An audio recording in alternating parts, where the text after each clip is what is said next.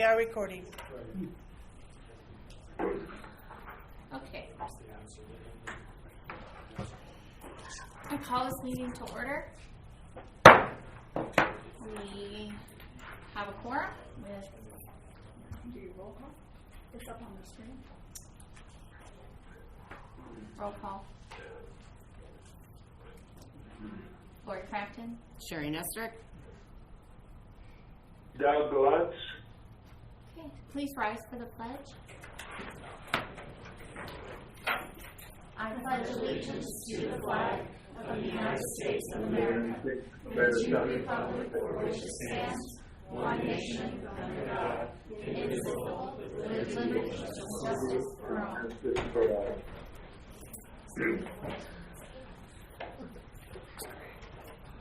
Do I have a motion to approve the minutes?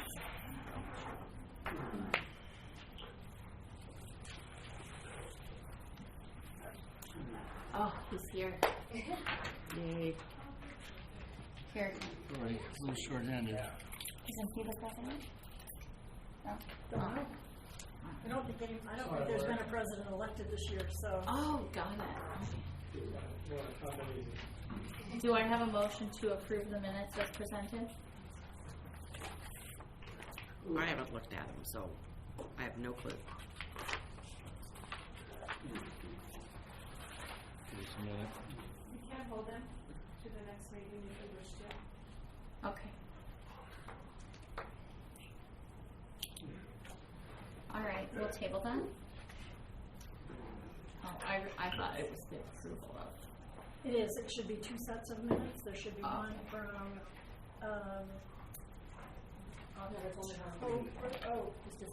just December, sorry.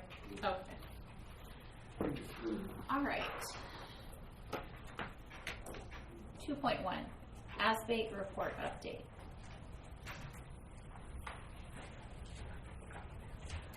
I appreciate the opportunity. Today, I actually have just brought the presentation in regards to the benefits. Okay. So, sorry about that. I've just brought the presentation for the benefits of ASBATE, Okay. which is what we talked about during the last meeting. So I did not bring the report. I don't have loss ratio reports or summaries like that. I believe Dave Stewart has those reports as well. Okay. I'd like to share. So that's presentation. Don't move it yet. Don't move the presentation. Yeah, that's on 3.1. So, Right. so this one is Dave. Yes. Yeah. Thank you. Thank you. Dave, do you have the report update?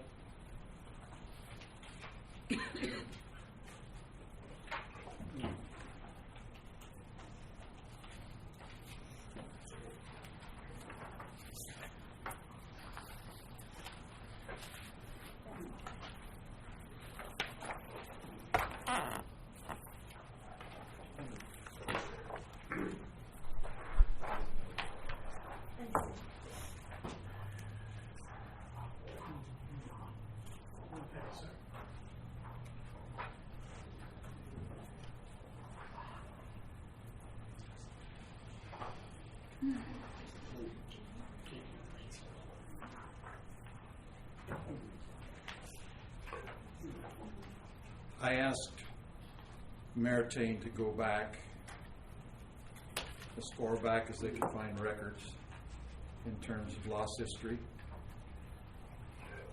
back to the 17-16 years, and then include the rates along with that. As you will notice for this year so far, the trust is running paid claims. That's paid claims. That does not include expenses. That does not include reinsurance. It does not include administrative fees. It only is paid claims.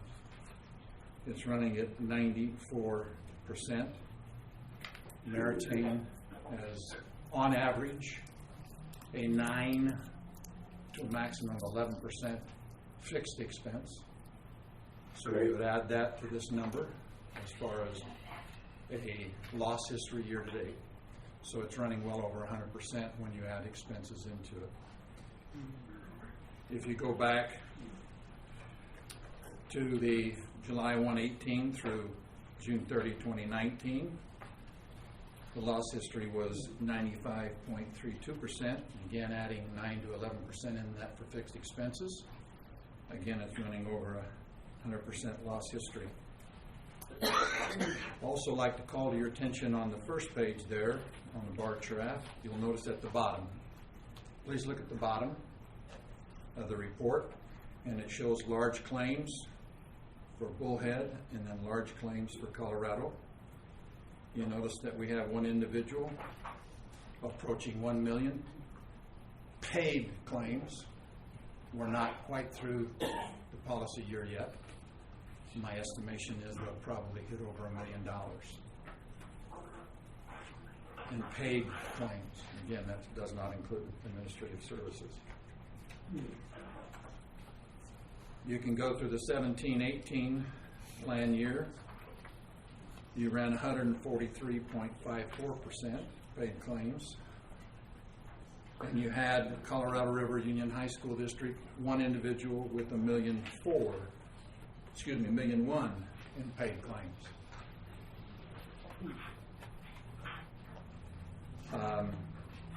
I don't know, because of Privacy Act, whether that's the same individual. Based on a diagnosis that I saw some time ago, I believe it is. So that individual is still with the district and still then covered by the trust. And so basically the loss history speaks for itself. It's a very shock claim. Typically you see a shock claim maybe happening once, and then you don't have more shock claims. But this one is happening more than once.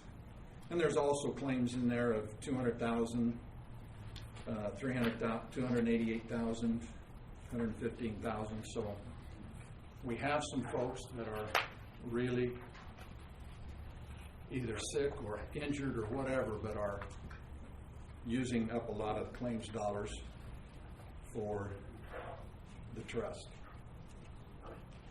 And then also I showed the rates are in the back part. Were the rates in the back part of that?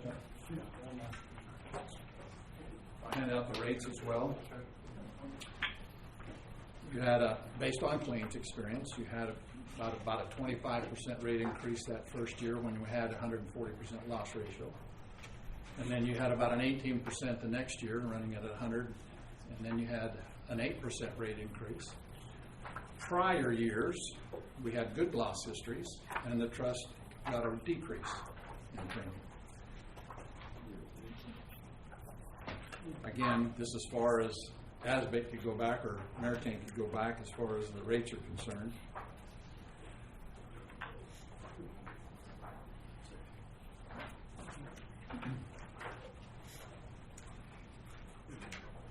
If you will remember the history,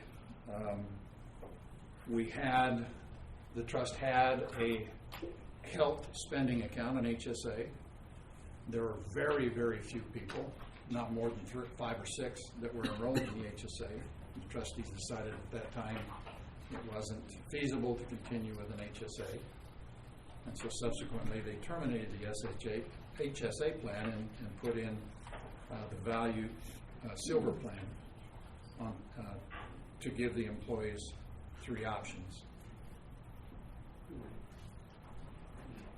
And so these are the corresponding rates for those years. You will notice that covered under the plan in those 3 plans for the 2019 through 2020, you have on average 553 covered employees. So there's about 100 employees who or I assume they're full-time employees, maybe not, who don't participate in the program. I don't know if they're part-time, because I heard mentioned that there was 460 or 450 employees. I think that's what may be on the life insurance, what the district pays for. But you only have 353 employees covered on the health plan. Those 353 employees are creating this loss ratio. I'll remind also those who weren't here in the past we have gone out to quote to a number of vendors. We looked at potentially, when the years were good a few years ago, we looked at potential self-funding for the trust. We asked reinsurance carriers for shock loss coverage. We asked fully insured. We asked another trust who is here today for a quote. They declined the quote at that time. That was due to, I think, of the 143% loss ratio. Reinsurance carriers also declined to quote because of the loss history. And for one individual with a claim of $1.1 million and the other and another $945,000 as an individual loss. For your information, CRAHBT, as I'm sure well as Kairos, and if I get a chance, I'll ask these questions of Kairos as well, is that the trust, the CRAHBT trust as a whole, is self-funded. They buy reinsurance through a reinsurance carrier, in this case, Aetna. They buy reinsurance through Aetna. Now, what does that mean? There's a stop-loss number within the trust that the trust assumes the liability for that amount, and then anything over that, Aetna steps in and pays the claim. They also have an aggregate attachment point over the trust as well, and that's what we went out to bid for a few years ago, that nobody was interested because of the loss history of taking over and doing a self-funded trust. We asked third-party claims administrators for fees, so we kind of know what fees would be for processing the claims. But, and again, they were very competitive as far as their processing was concerned. However, due to the loss history, none of the carriers were interested in offering both specific stop-loss and aggregate stop-loss. Question, is this Dave that's talking? It is, Doug. Dave, what is the stop-loss figure for Aetna?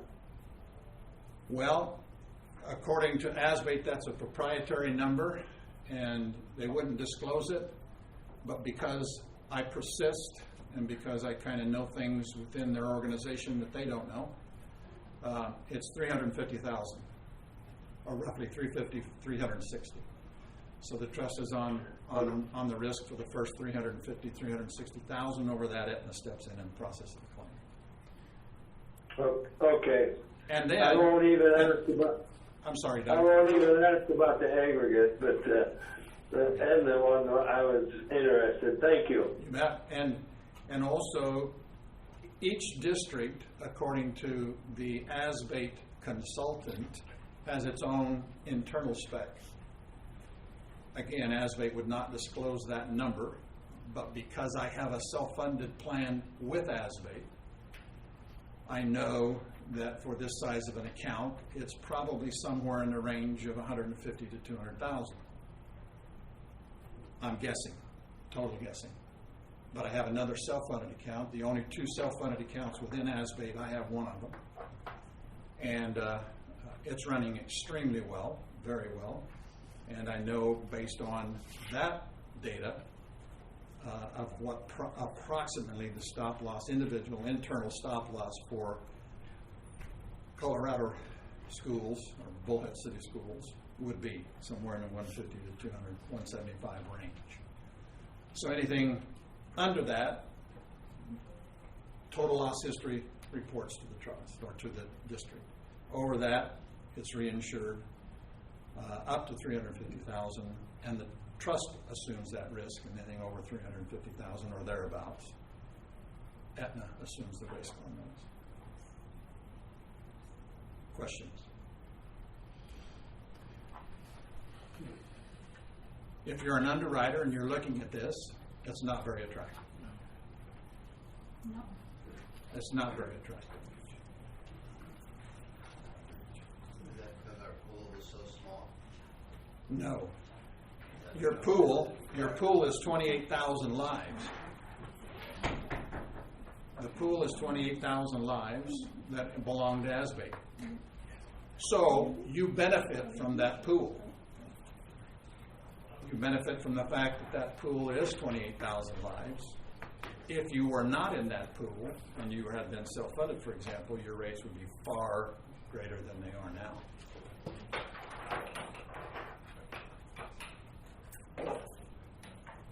As far as the medical plan is concerned.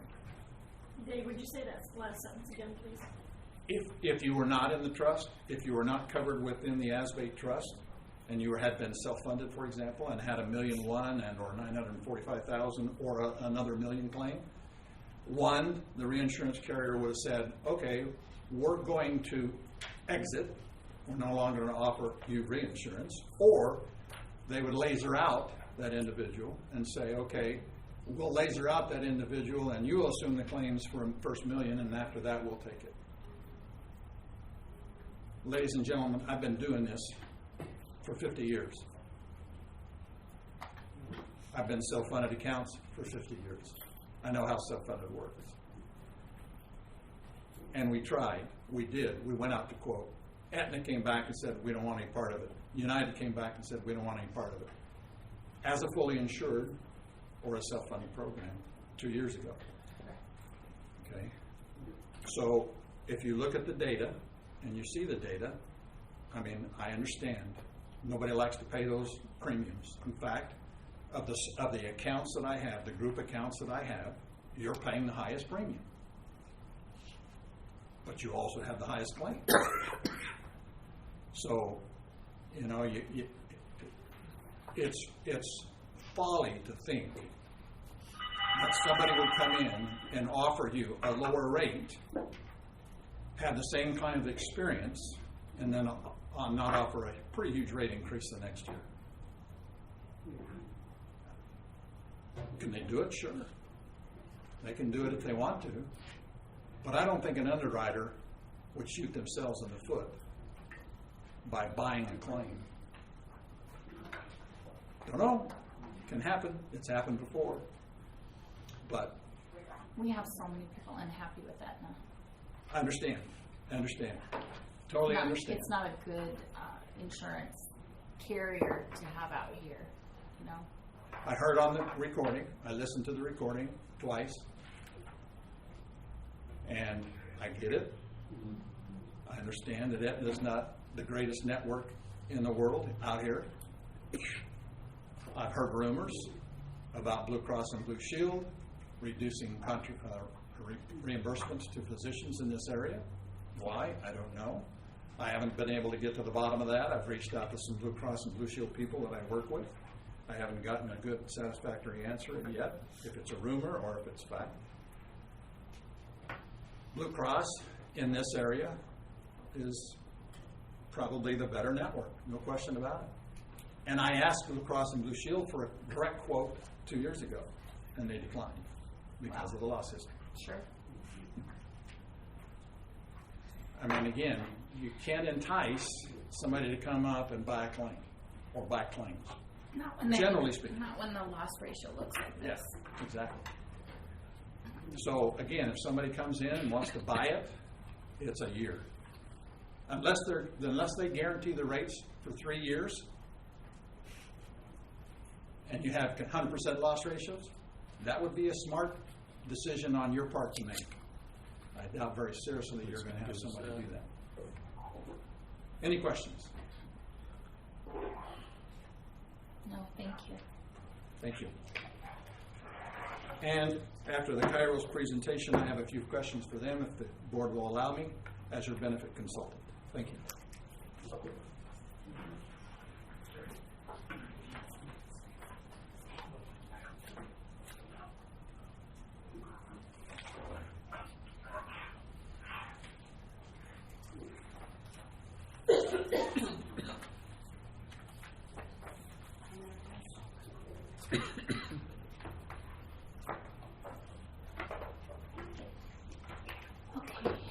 Emeritus report update.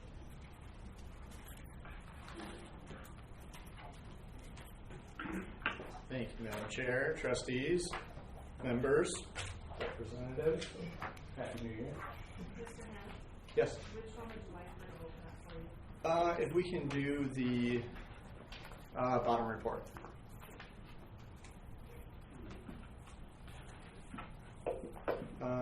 there should be one that looks like this.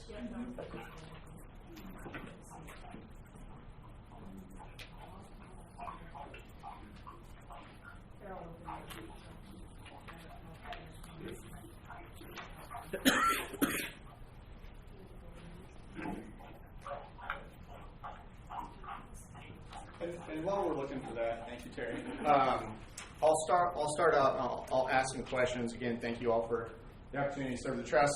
I've been on the account since inception back in 2015, and I just wanted to review. So different than maybe your medical or some of your other benefits, your dental benefits are self-insured, administrative services only.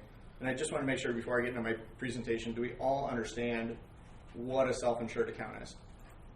Any questions from anyone about what a self-insured account is? You pay the bill. Right.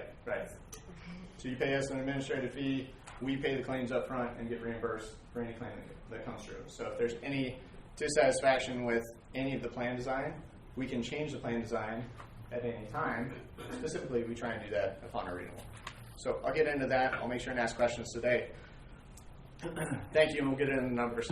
So as you can see, as I get into some of these numbers, just a quick note. In 2015, we took over the account in July, so the 2015 numbers are an estimate.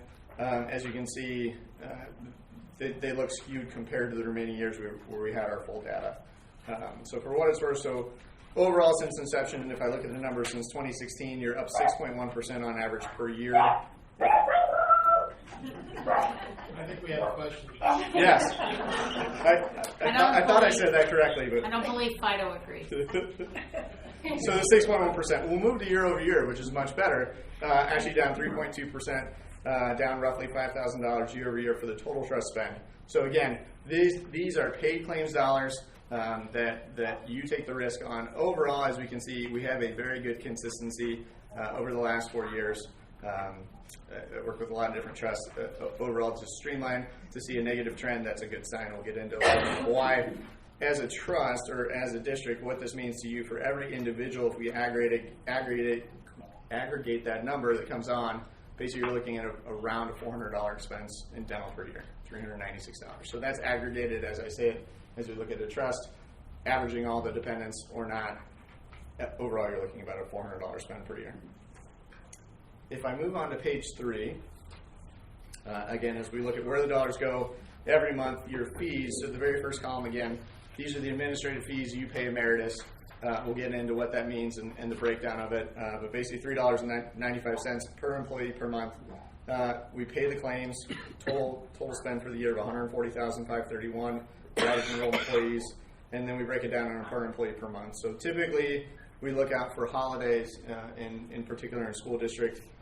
Summer months, July is our highest month, which we expect and assume, and our other hot month, October, at an average of $39.07 per employee per month.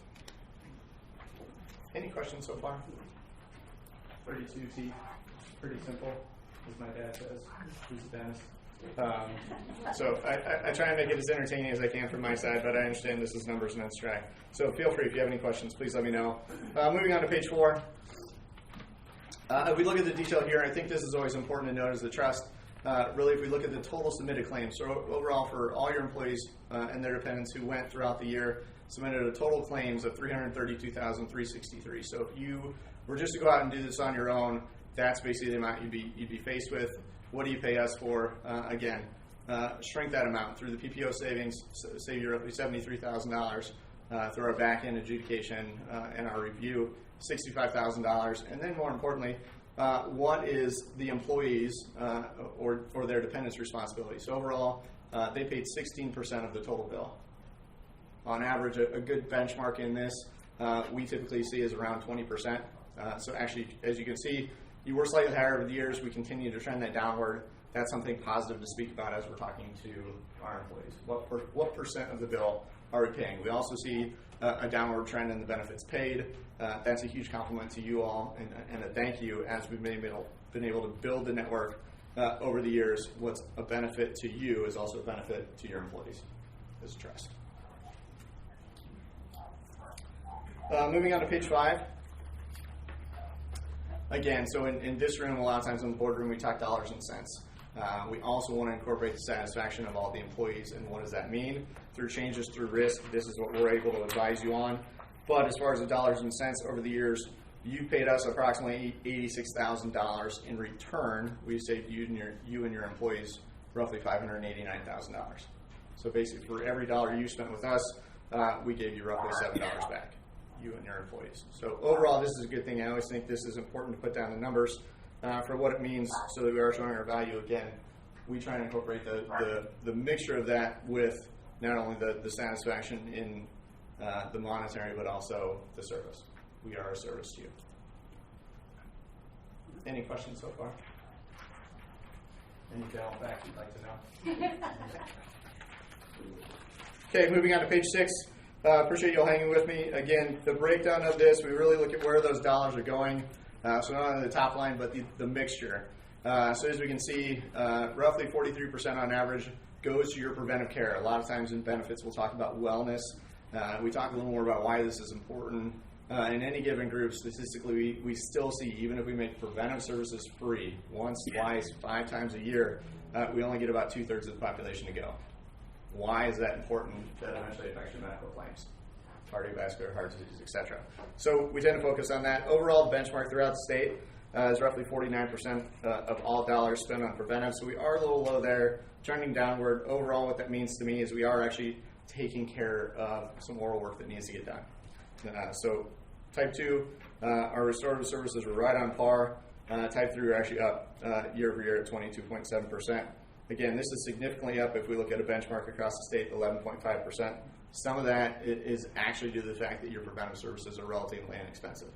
So you get some skew in some of that. We'll get into the next page of actually looking at the cost per procedure, which I also think is important. So overall, your ortho, how do we make those smiles straight and white? 3.4%, always a good thing, becoming a more predominant thing for the aesthetic in the industry.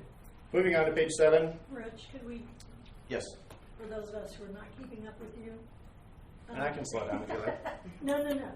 Remind me what is type 1, what is type 2, and what is type 3. Sure. So to oversimplify it, and I can break it down. No, we just do. the reader. So overall, if you think of type 1 of preventive services, your routine, your annual, something you're going for preventive services. Really, a type 2 is a restorative, so we're going to fix something. Type 3 is something major. We're going to either replace it or have to spend some major time fixing it. So if that's like that root canal or a crown or right. So depending on the plan. So actually, for your plan, a root canal or periodontal disease is a big thing in the industry today. So any kind of gum disease, roughly 70% of the population, that falls in type 2. A crown, any other kind of restorative service, a bridge, something where you're moving a tooth, falls in that type 3 category. And again, I've got a full breakdown of that. If anyone wants to see it, needs some reading material because they're having trouble sleeping, we have all that available. Moving on to page 7, again, the further breakdown of this, as we just kind of discussed, really your top categories, endodontics, root canals, periodontics, more of a gum disease, and prosthodontics, if you think of replacing something, all categorically in line, typically with your history outside of prosthodontics, 9.19% and 6.4%. Those statistically are all above a benchmark average. But again, if we look at the cost per procedure, that's why. Endodontics, $365. Periodontics, more procedures, and this is becoming more predominant. So as we talk to your staff, we see more and more people going 3 and 4 times a year. Typically, once you're on a dentist list to have some sort of periodontal disease, you don't get off that list. But it is important, as that's one leading indicators to cardiovascular and heart disease in the future. Moving on to page 8. Again, this is something we always look at. The clients we work with, this is a huge compliment to you all, allowing our ability, not only with yourself, but some other clients we have throughout the county, throughout the city, to build this. So to give you a perception, our benchmark average across the state is 83.9%. For an in-network utilization, you're currently at 96.1% and have continued to frame up. Basically what this means to you is you have $5,500 in savings if you were to cut off any dentist out of network, any choice. Your plan is already designed to go to encourage in-network. Again, as a trust, what's good for you is also good for an employee as far as cost. But it's always still that balance of what is the satisfaction, what is the freedom. versus the cost in an employee benefit choice. Any questions on this particular slide? Okay. Yes, sir. Just a quick one on the out-of-network usage, and it's great that it's as high, that the in-network is as high as it is, but what's your analysis on why there would even need to be out-of-network for dental? Is it people holding on to their old dentists before they moved here? Is it referral for a higher level of care? What would be the reason for going out-of-network for dental? Great question. So statistically, I know, at least from the reports I've... Would you repeat the question so we know Doug heard it, please? Yeah. So Doug, basically the question was my professional opinion and analysis of why someone would choose to go out-of-network or why keep the out-of-network benefits at a low relative percentage spend. In my opinion, from what I've seen over the years, statistically from what I've read, you're more likely to change your medical doctor or other types of doctor as you are your dentist. It's a very personal, private area, dealing with your mouth, close proximity. That's what I've seen, even cost associated with it. People are less likely to change their dentist. And again, for those of us in this room, some of us could speak to it, some of us could not. Do we go see a dentist from back home if we came from a previous area? Yes, Mr. Stewart. How many accounts do you have where there is no out-of-network benefit? That's a great question. So the question was, how many accounts does Emeritus have where there are no out-of-network benefits? I bet you from my own personal block, I can count on one hand. A lot of times, and the reason for that being is the noise factor or the dissatisfaction for the potential monetary savings. So if we eliminated the out-of-network benefit, that's roughly a $5,500 savings to the trust. But for the representatives, what kind of noise or what kind of responses we get from those we work with? Does that answer your question? Well, and Dr. White, who's a pretty popular dentist in town, he takes nobody's plan, so he's always out of network. So he doesn't take any plan, and he's never changing that. So. And that's okay. Again, I mentioned my father happens to be an endodontist, my sister's a hygienist. I understand the other side of the industry. Over the past 15 years, we've shared many meals discussing it. And it's a practice, so we don't want to go to a doctor's office and say, hey, this is not a legitimate practice. You can't practice this way. They've built their practice. They've been able to sustain it. They don't need to take discounts to bring people in. They have those folks that are dedicated over a period of years that regardless of cost will continue to go see them. Right. It's a great point. Any other questions?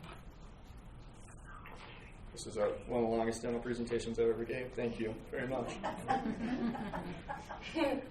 Moving on to page 9. Again, we talk about the benefits of what all does our partnership bring thanks to you, thanks to your ability to pay the claims in your relationships locally.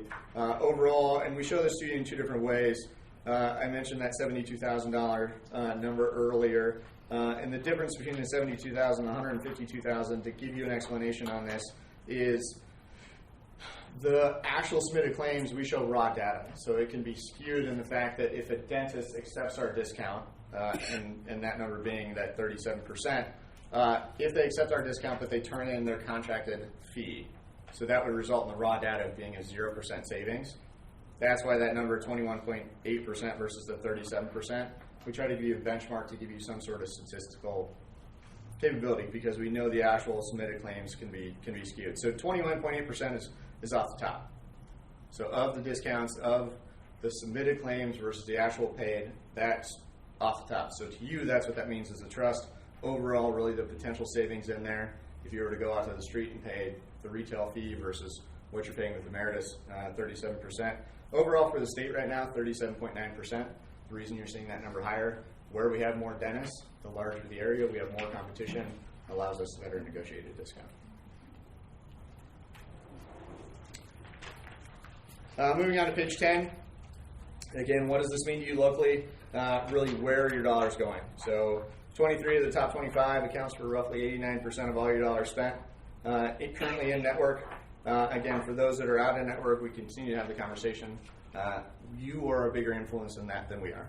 We are the big bad insurance company, although we are an administrator, and this is your plan. They still do not necessarily want to talk to us. Because we go in and ask them, would you take a discount for the services you're doing today to see potentially more or less clients, depending on their practice.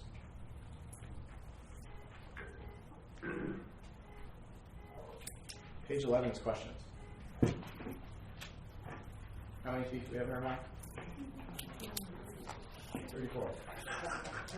So for all you overachievers, I ask that all the time, and I got answers literally anywhere from 1 into the upper 50s. So again, I always preface that and ask questions. We are here to educate. We are here to serve. Thank you all. Any questions, statements, concerns from the representatives, trustees? Okay, really appreciate it. Thank you. Thank you. Thanks, Rich. Vision. Are you ready for vision? Yes. Good. Go ahead and pull up the bullhead. Now, I'm going to do this if I can. It's really uncomfortable for me to speak to people who are behind me. So if you don't mind, I'm going come on to this probably side, actually. dance You a can- little bit, you can- maybe do actually, this. you don't even have to turn it. You can Really? just come on the side of it, and the microphone just comes this way. We do that for board meetings all the time. Doug, can you hear me okay? Yes. Good. Well, I'm going to try to then address everyone if I can. I'd like to take a minute and kind of build off of what has been talked about with self-funding as opposed to being part of a risk pool, as Dave addressed, and then as we got into dental and you started seeing the differences between maybe what self-funding is. You actually, as I get into the report here, have both a self-funded or self-insured vision plan, but as you may recall, about a year and a half ago, there was a request from the membership that we do something special, that we have the district plan, which is the self-funded plan, which are the reports that you see today. But we also wanted to do something additional and allow the members to be able to get the discounts associated with what the district receives, be able to get those same discounts on additional materials. Many people who are glasses wearers also wear contact lenses. And it'd be nice to be able to get both. Most plans enable you to either get an eye exam and glasses or an eye exam and contact lenses. What we did a year and a half ago is we offered on a different plan, we offered a regular routine materials only benefit. That way they could use the district eye exam, leverage that, and be able to get both glasses and contact lenses in the same year, or if they wanted, 2 pairs of glasses. Now, what I'd like to do as we look at the report here real quickly is to kind of talk about the self-funded component. I am Reed Nelson. I'm the Executive Director of Arizona Eye Care Alliance. Now, that's a little bit different than Vision Care Direct. Vision Care Direct is the administrative arm, and it's a national organization. Arizona Eye Care Alliance are the eye doctors in Arizona, the ophthalmologists, the optometrists, part of our network. And my role is to work with our doctors, and the reason why we created Arizona Eye Care Alliance is so that we could work directly with organizations without an insurance company in between. On your plans that we're representing here, you're paying directly through the doctors, through our network, which means there's no insurance company. You're saving that money for the commissions. You're also saving the money that an insurance company has to make, much like what you see with CRAHBT, to be able to cover claims. When you see the reports listed here, we've got Bullhead City up.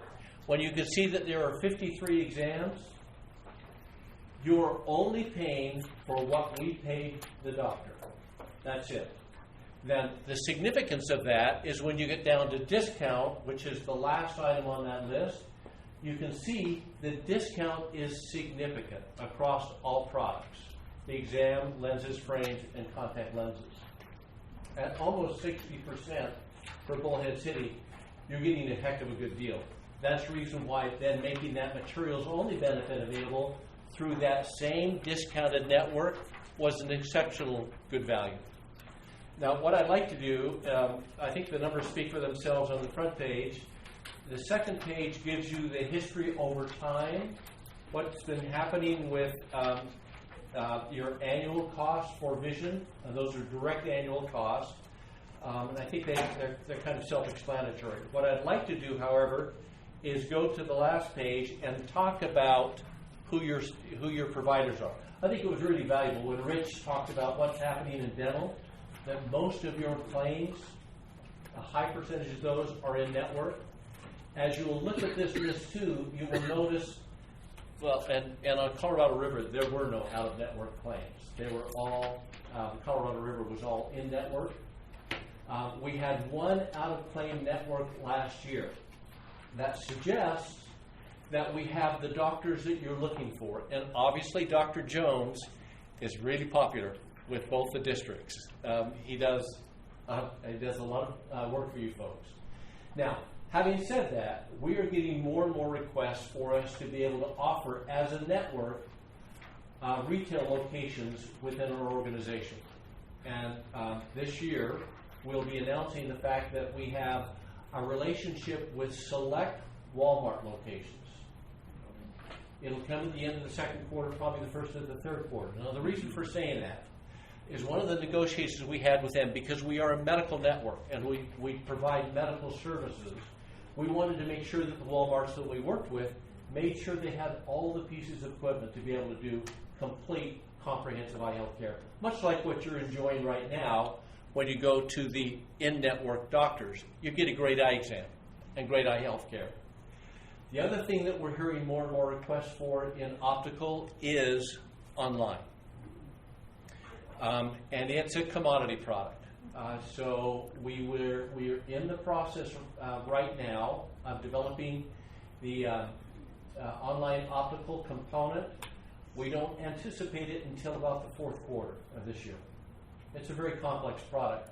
To be able to do that and enable the claims processing piece to work with what's happening in people's homes typically, as opposed to going to a doctor's office where we know when the claim is filed accurately. So those are some of the challenges that we're facing, but we're growing into that marketplace. We don't know how many people use it at this point. We anticipate, we see that it's a bigger request that's coming through. And much like what we did with the materials only benefit, we want to address that and provide people what they're looking for. Any questions? Yes, sir. Fortunately, he's not on the list, but do you know if we've had any of our employees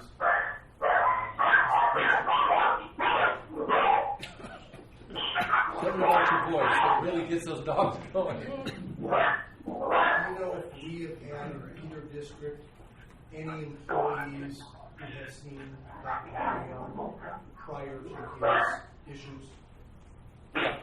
The question was, do we have any doctors who are seeing Dr. Ham? And the answer is no.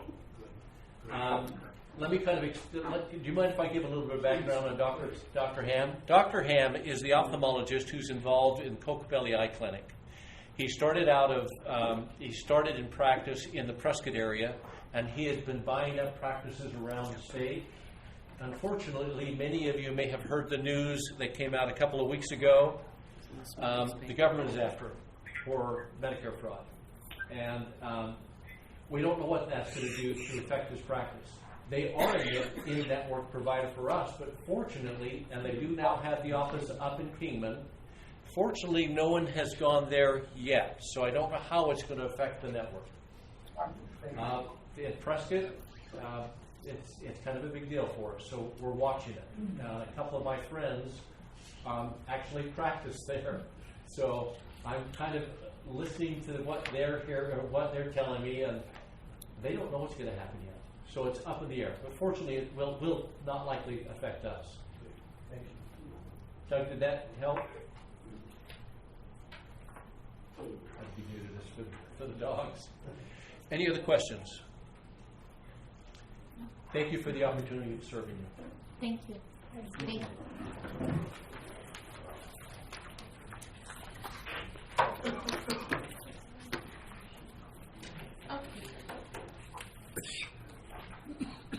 Asbate. Thank you very much. Madam Chair, trustees, participants, I appreciate the opportunity to come on out and talk a little bit about ASBATE and talk about the benefits of ASBATE.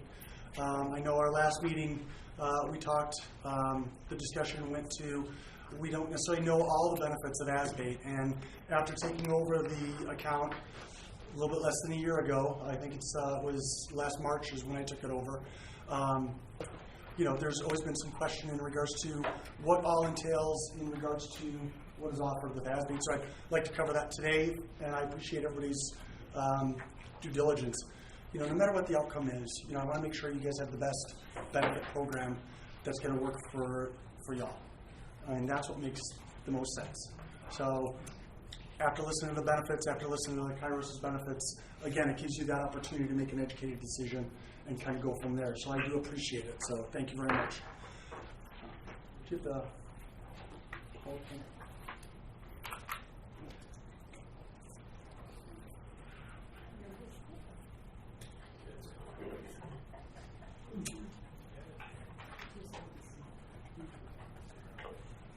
Would Todd and Carolyn do a song and dance again?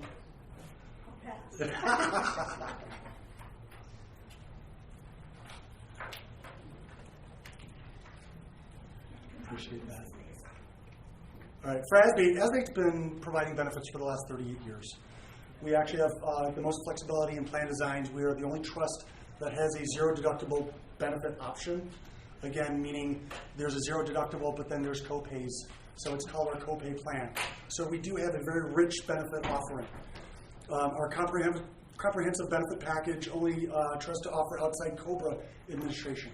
So again, if you have an outside dental, an outside vision, which you do have right now, we actually at no cost offer COBRA for that.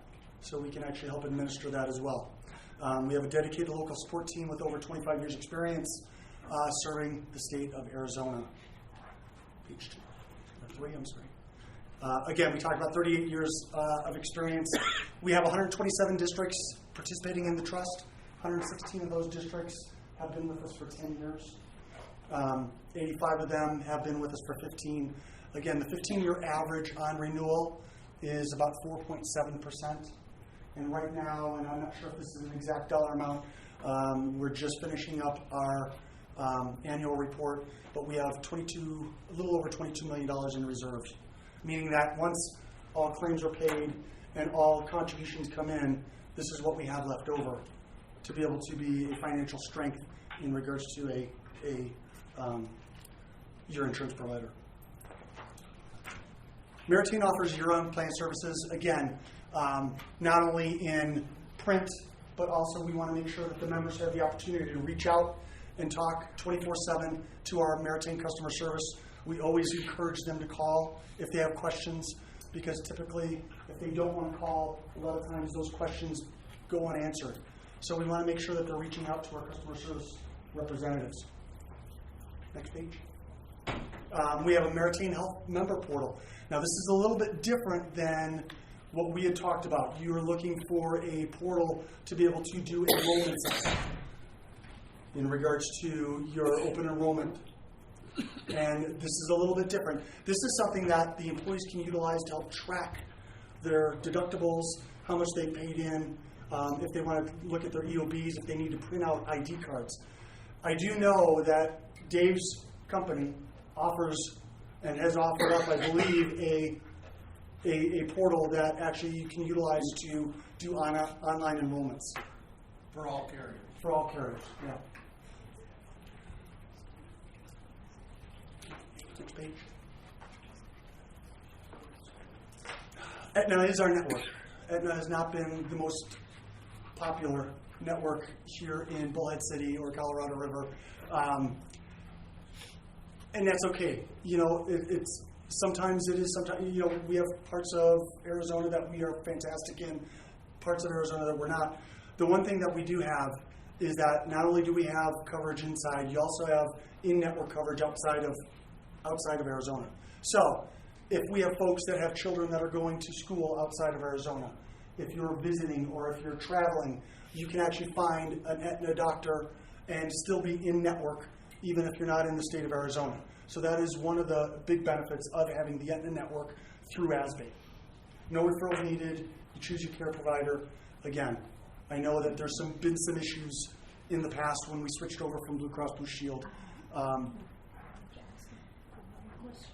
but I think that's going to happen in a lot of cases. And we try our best. We want to be able to contract everybody we possibly can. It just doesn't happen that way. It's not always us necessarily reaching out. Sometimes it's the physician not wanting to contract with Aetna. Maybe they're just happy with who they're with. Is this plan accepted by the Mayo Clinic? It is, yes. Next page. Yes. I just have a quick question. Yeah. And I'm not a big money person or whatever. If, looking back at the 22+ million in reserves, how does that benefit us?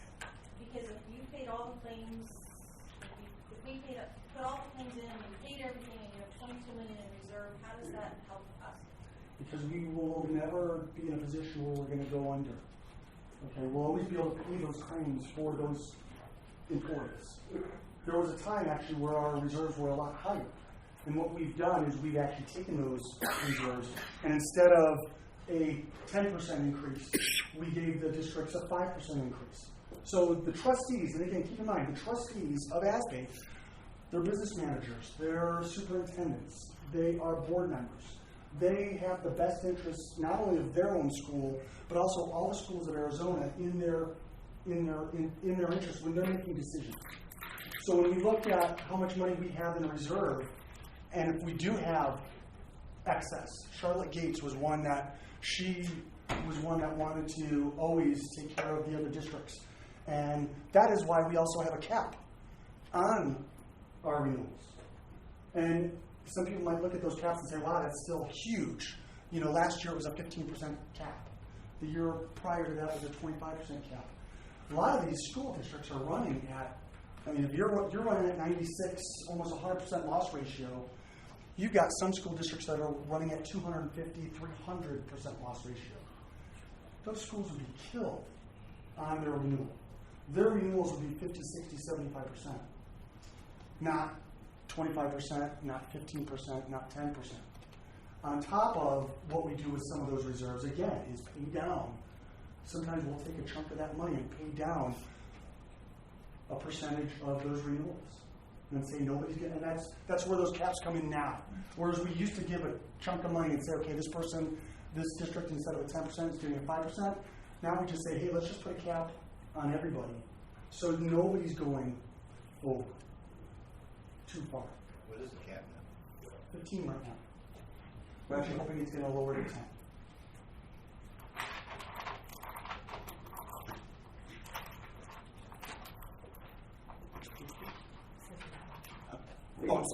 You know what? Yeah, you're right. Aetna. I wanted to get off Aetna as fast as I could. No, I'm kidding. Visit Aetna's DocFind. Again, this is just a search engine in regards to be able to find in-network physicians, facilities, hospitals. It's the open choice access POS system. So, again, it just gives a little bit of flexibility for those folks if they want to find a doctor. There's no booklet that they're going to be looking through.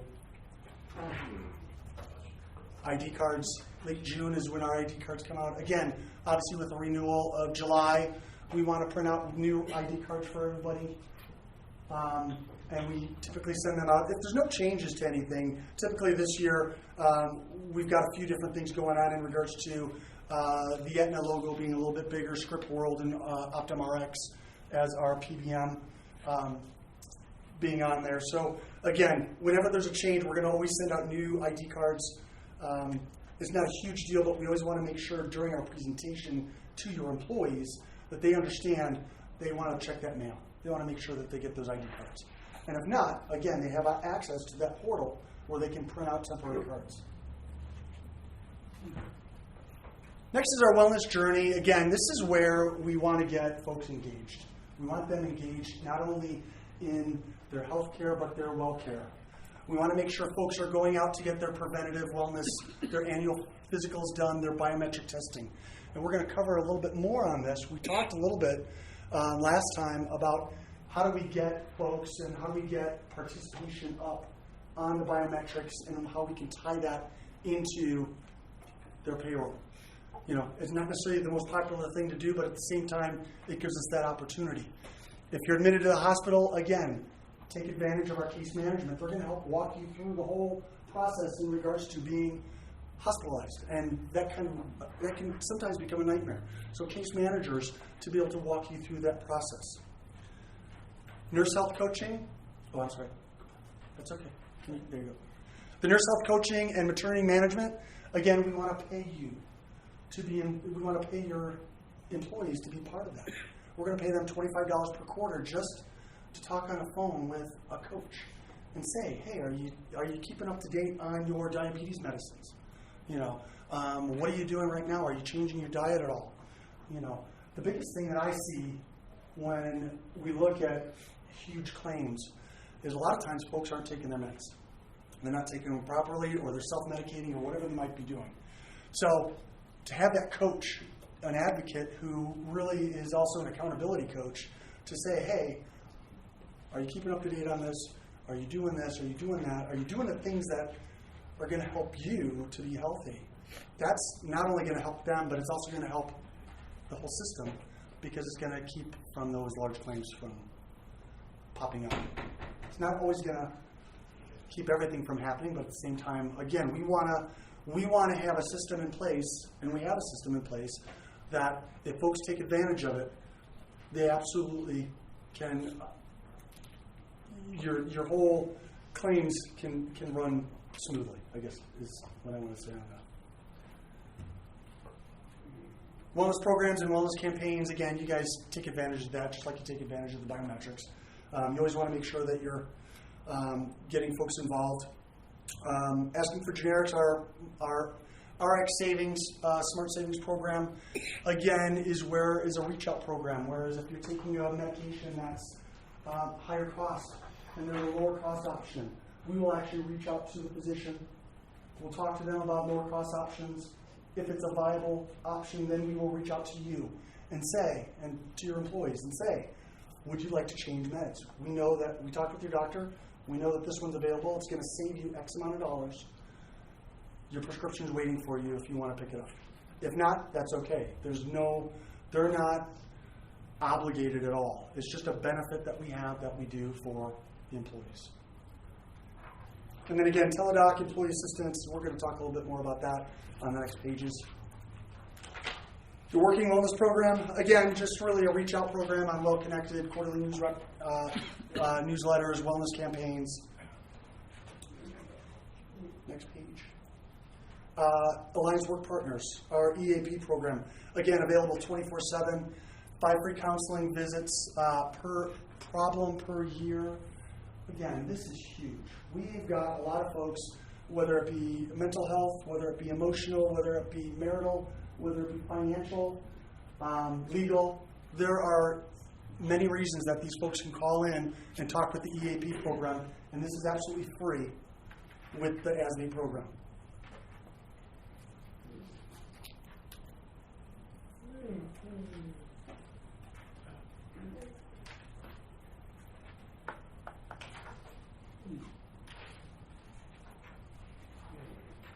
Your self-coaching, again, we talked a little bit about that. Again, for chronic diseases, asthma, COPD, chronic back pain, congestive heart failure, artery disease, kidney disease, diabetes, any one of these fantastic issues. If you want to get paid, we want to make sure people are engaged in their own health. This is the way to do it, and we want to pay them to do that. Medical management, again, this is our pre-cert. Make sure you get pre-cert if you're going to have any kind of surgery, inpatient, outpatient. Keep in mind your doctor is typically going to handle most of that for you. But in the end, again, you're responsible to make sure that that gets done. Sometimes doctors forget to do the pre-cert. So it's always a good question to ask, does this need to be pre-certified? If you're unaware, or if you don't talk to your doctor, but you know you have knee surgery coming up, call into our customer service department, talk with them about getting pre-certified to make sure that that's done, so that way there's no issue in regards to claims. Because if you don't get pre-certified, again, what's going to happen is it's going to be denied. You're going to get a big bill. You're going to freak out. And then you're going to call me and say, hey, Chuck, what the heck is going on? You know, what can we do? And then we go back through the process, end up getting it pre-certified, and then it's got to get switched around. And on top of that, it just causes a whole lot of stress for everybody. So if we can do that and avoid that whole issue for you, then that's a huge plus. Teledoc, again, Teledoc, I can't say enough about Teledoc. You guys actually utilize it really well. The Teledoc program, being able to have your employees call in and talk with a certified physician, get meds if they need to, without having to go to the doctor, without having to go to the urgent care. It saves you money as well. Having the Teledoc program on there, any claims that go through Teledoc, except for the RX, do not show up on your utilization report. They're not considered claims under your plan. So the more folks we can get through Teledoc, the better your plan is going to run. It's not going to be huge, but for those doctor visits, specialist visits, if it can avoid an emergency room visit, I think it's great. Benefit plans, again, we're going to briefly talk about all those because I could go on for hours if y'all like. We have 9 plans that you can pick and choose from. Typically, we let districts pick 3 plans. So right now, again, you have 3 plans as well. But the breakdown is we have a copay plan, we have a classic plan, value, and then the high deductible health plans. Again, the idea is choice. Making sure that not only are you providing a high-rich plan for the folks that want to pay for it, but then also an affordable plan that everybody can have. Next page, please. Thank you. Copay Gold, again, that's the richest plan that we have. There's no deductible at all. Everything is a copay. Everything's a $30 copay, $40 for a specialist, and it kind of goes from there in regards to, you know, urgent care, hospitalization, anything like that. But everything is a copay. You don't have to worry about deductibles, co-insurance, anything like that. Your out-of-pocket max is $63.50. Family is $12.7. Next page. The next one is Classic Gold. Is a $300 deductible, 15% co-insurance, $4,000 out-of-pocket max, $25 copay. To me, that's this one and the next one are the most popular plans, only because those copays are decent. And then Classic Silver at $500 keeps it a little bit more affordable. It's a $500 deductible, 20% co-insurance, $4,500 out-of-pocket max. Value Gold is a $750, 25% co-insurance at a $5,000 out-of-pocket max for an individual.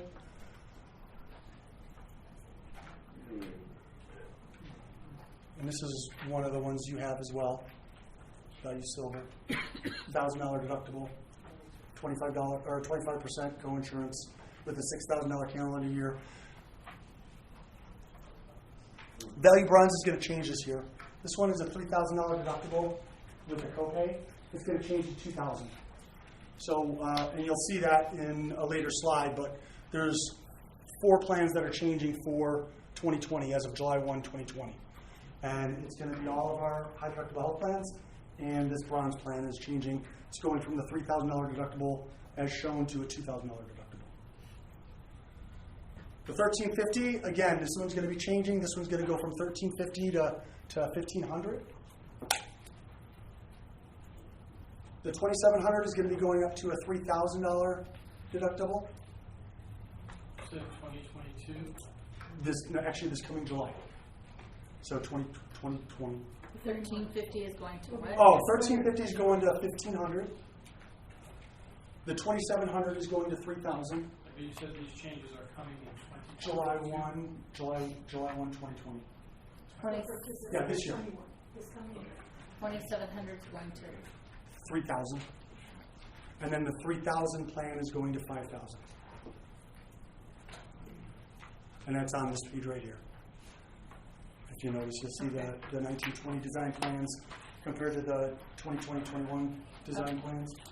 So that'll run July 1 to June 30th of 2020.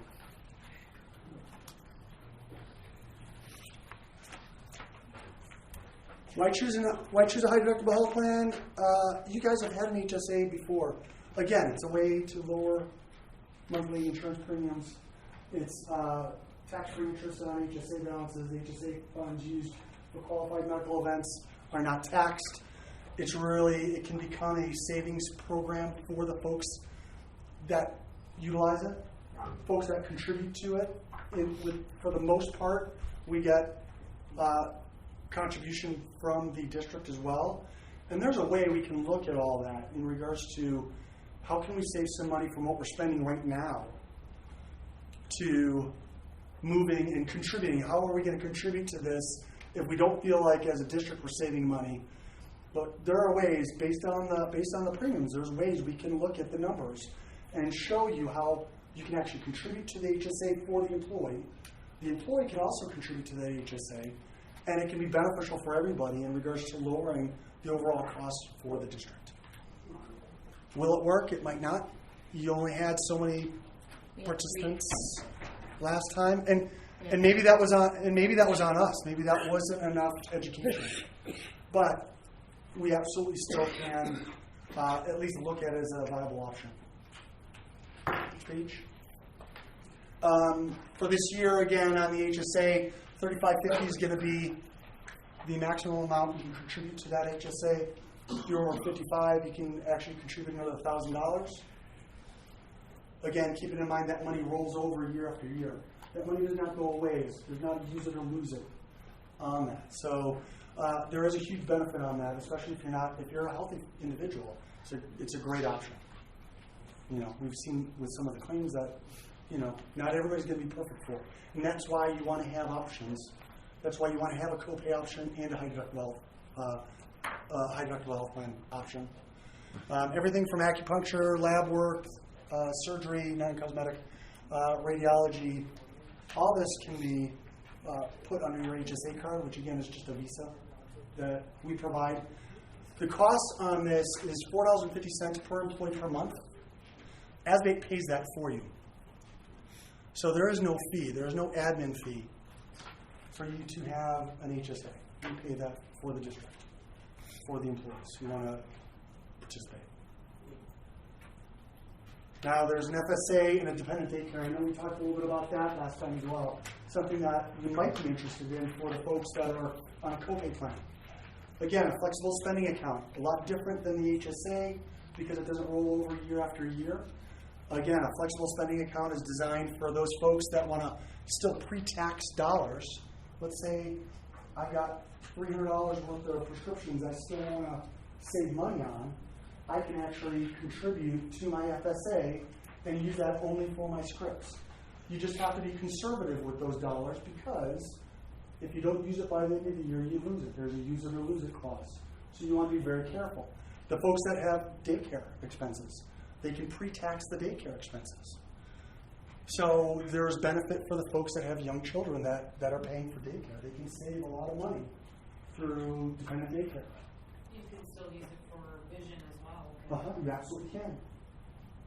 And dental. And dental, yeah, absolutely. So there's benefits. And you can actually run it side by side. You can have the FSA running for the folks that have the copay plan, and then you have the HSA that's for the folks that have the high deductible plan. Chuck, on this, on the FSA account,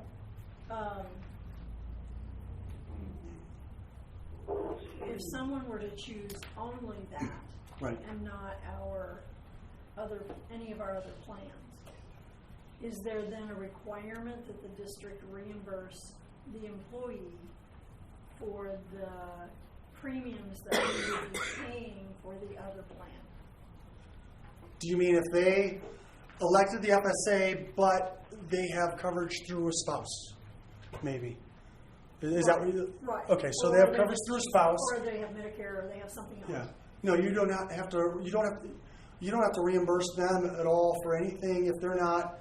If you don't have that in your bylaws for the trust in regards to how your plan is laid out for the cost of the health care, folks that have a spouse and they have coverage through that spouse can elect that FSA, and again, they would contribute to themselves through payroll deduction through the school, but it would just be, all they would be putting into there is their money.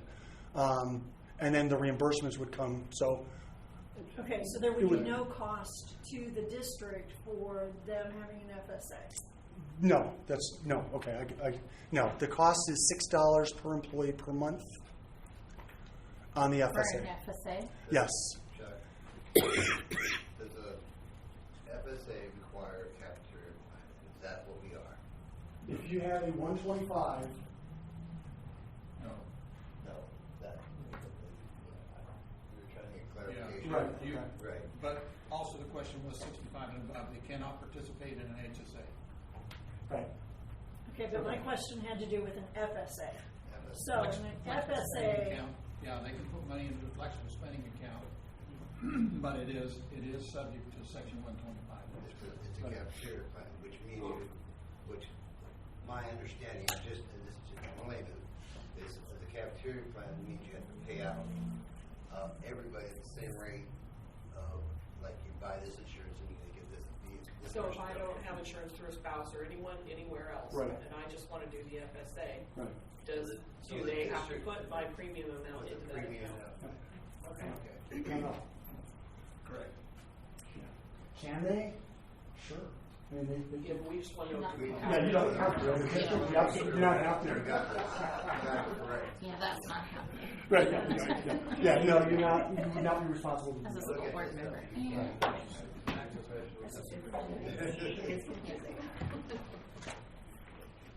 thank you for clarifying that. You're welcome. The next 2 pages, we've talked a little bit about this. ASBATE does offer a dental and vision plan. These plans are very specific and they're very basic. The plans that you currently have for Emeritus and through your vision provider right now, one, are much more rich and they're less expensive. You know, you're running self-funded plans that realistically you're only paying for the benefits you're using, as opposed to having a dental and vision plan that you would pay for regardless. And so it's on there because I know you guys had asked, hey, are you offering it? So I did throw it on there, but I wouldn't change. I wouldn't change from what you're doing. Great. Questions? I went through that quick, and I appreciate the opportunity. Any questions that come to mind right now? No? Okay. Anybody from the audience? Anybody in the audience have questions? So there's still no, you're saying like, this is what we have, and you admit This is the bad. that it stinks up here, that you don't There have are much coverage, those so there's rural really, areas that. yeah, so there's really nothing more So that is there Aspen anything- could give us that we've already got. No, this Well, is the you benefit could plan make, that you you have. could make more of an effort to get more providers.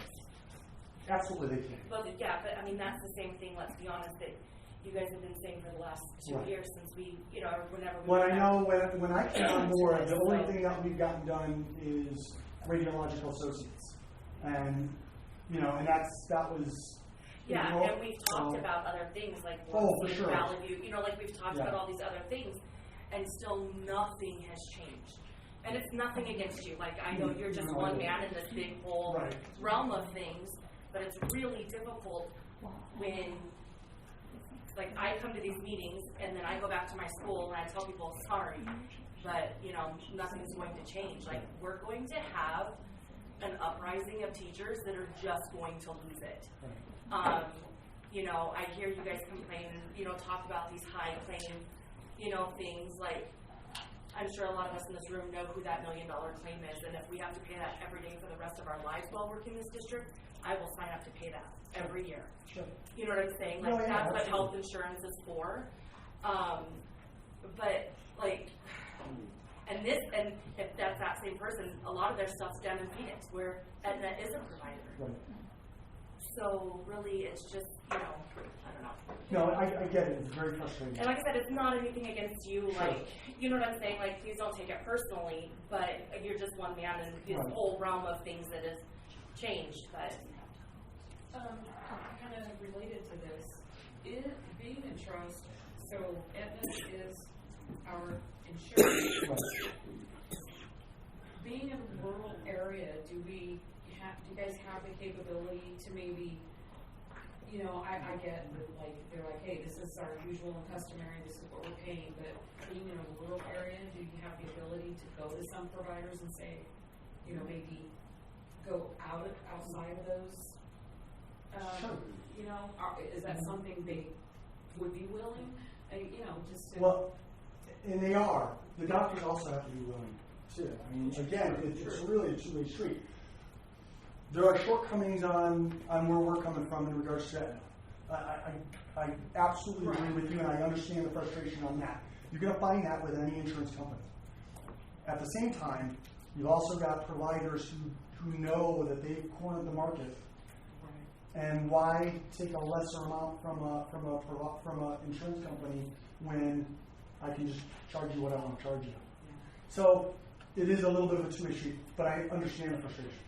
I wish I could do more, and I wish I could pull that button, but I'm only one person. So, so I get it. It's not even charge you what you're going to charge you, but most people don't want to take less than what Medicare rates are. And right. Your Aetna plan pays less than Medicare rates. Right. And that's appalling. That's appalling. Yeah. I get it. Married to a doctor. It's appalling.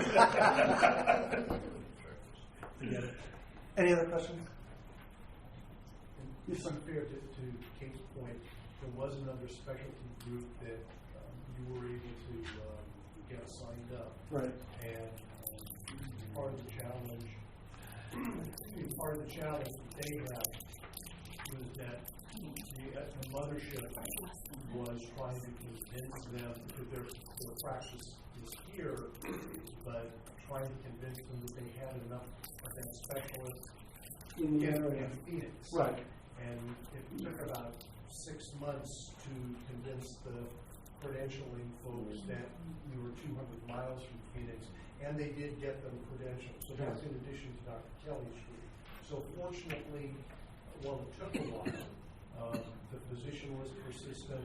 He had a really good, persistent office manager, and I think, Lori, that's a lot of it too. Is the office manager absolutely going to be willing to say, I'm going to see this through to the end, or if they're just going to say, I can't get through to anybody and I'm not going to pursue it. So I think it's doable, right. But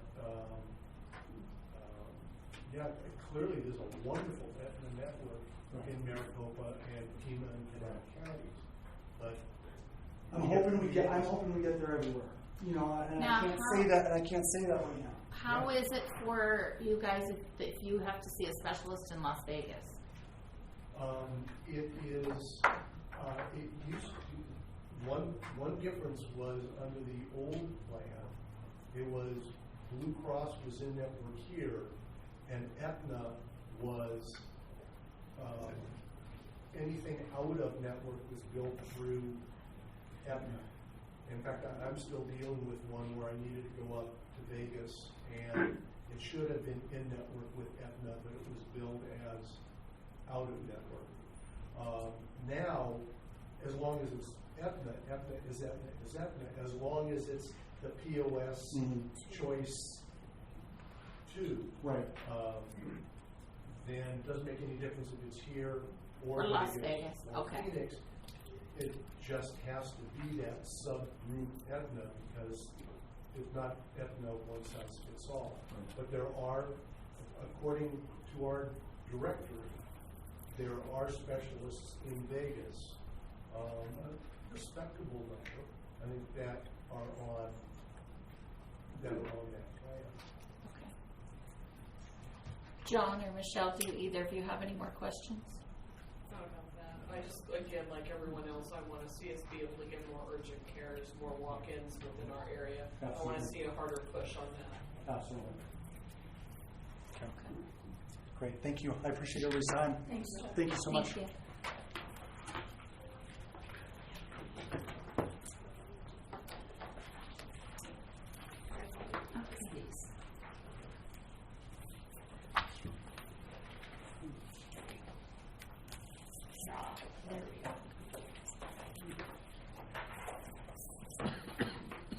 Oh. She has one for you.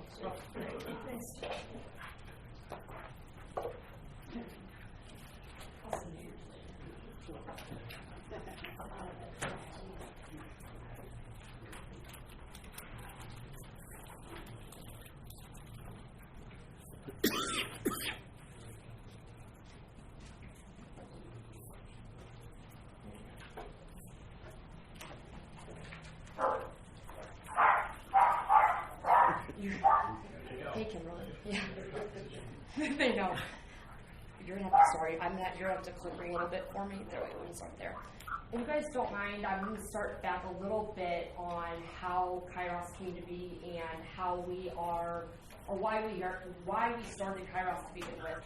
And I'm not sure how many of you guys are familiar. Is that better? Yeah. Usually people never complain about the volume of my voice. We're concerned about that. Oh, okay. Are you guys familiar with the Arizona School Risk Retention Trust that the school belongs to now? Yes. Okay. I'm going to back up a little bit back to the 80s so that you guys have a little bit of background as to what was happening back then. Late 80s, there was an insurance crisis across the country when it came to property and liability insurance. And it was considered what we call hard market. School districts were considered a high risk. So there were school districts that were getting notices saying you no longer have insurance for property and liability. There were notices that were going out saying you have coverage, but it's a 200% increase. Schools couldn't pay for it, or they didn't have any coverage. It was to a point where school districts had no idea what to do.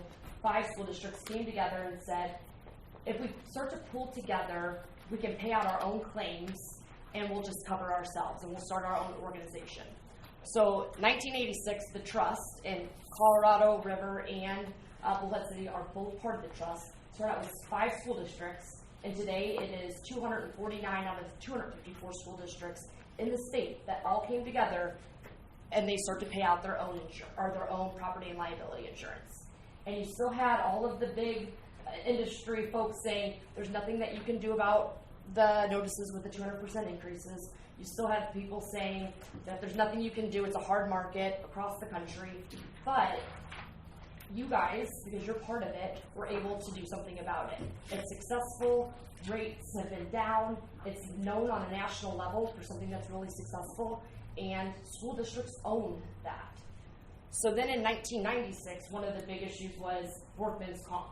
And really it was just a matter of, it was really terrible customer service.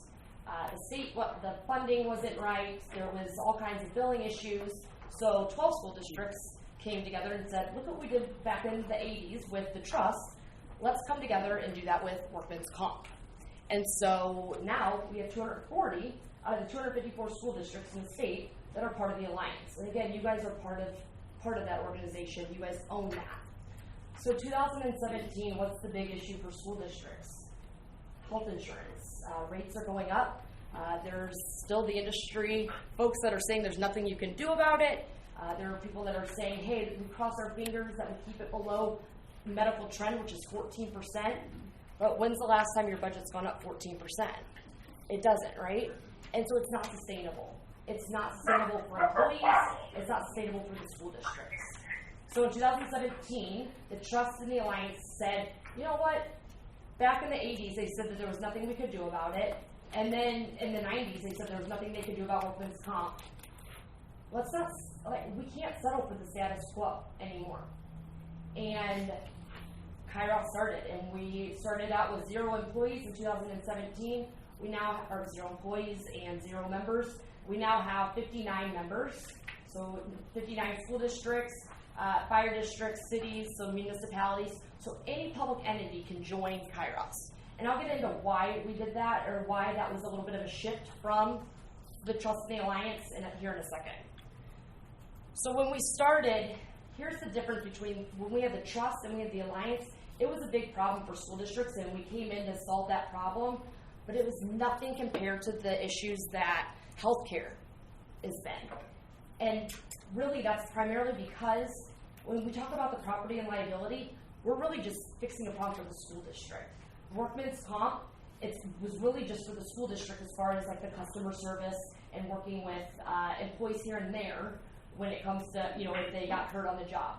But healthcare, we have every single employee that's impacted by healthcare. And that's a different game. And it wasn't just the school districts that were struggling.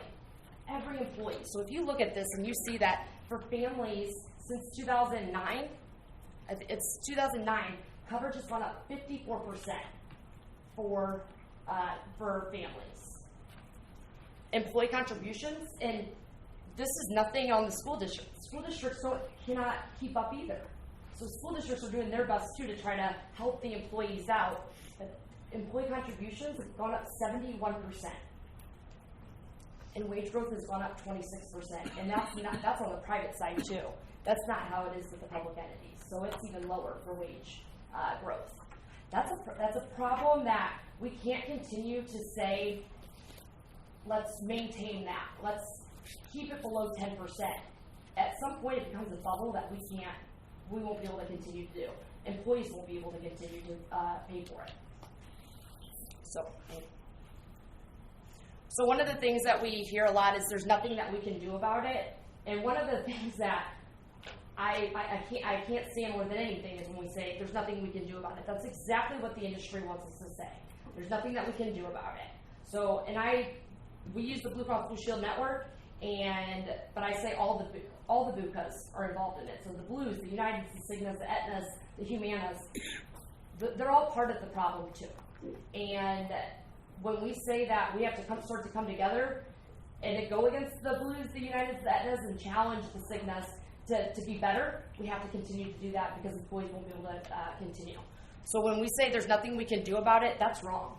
We can do something about it. Next one. We hear the healthcare system is broken. The healthcare system is not broken.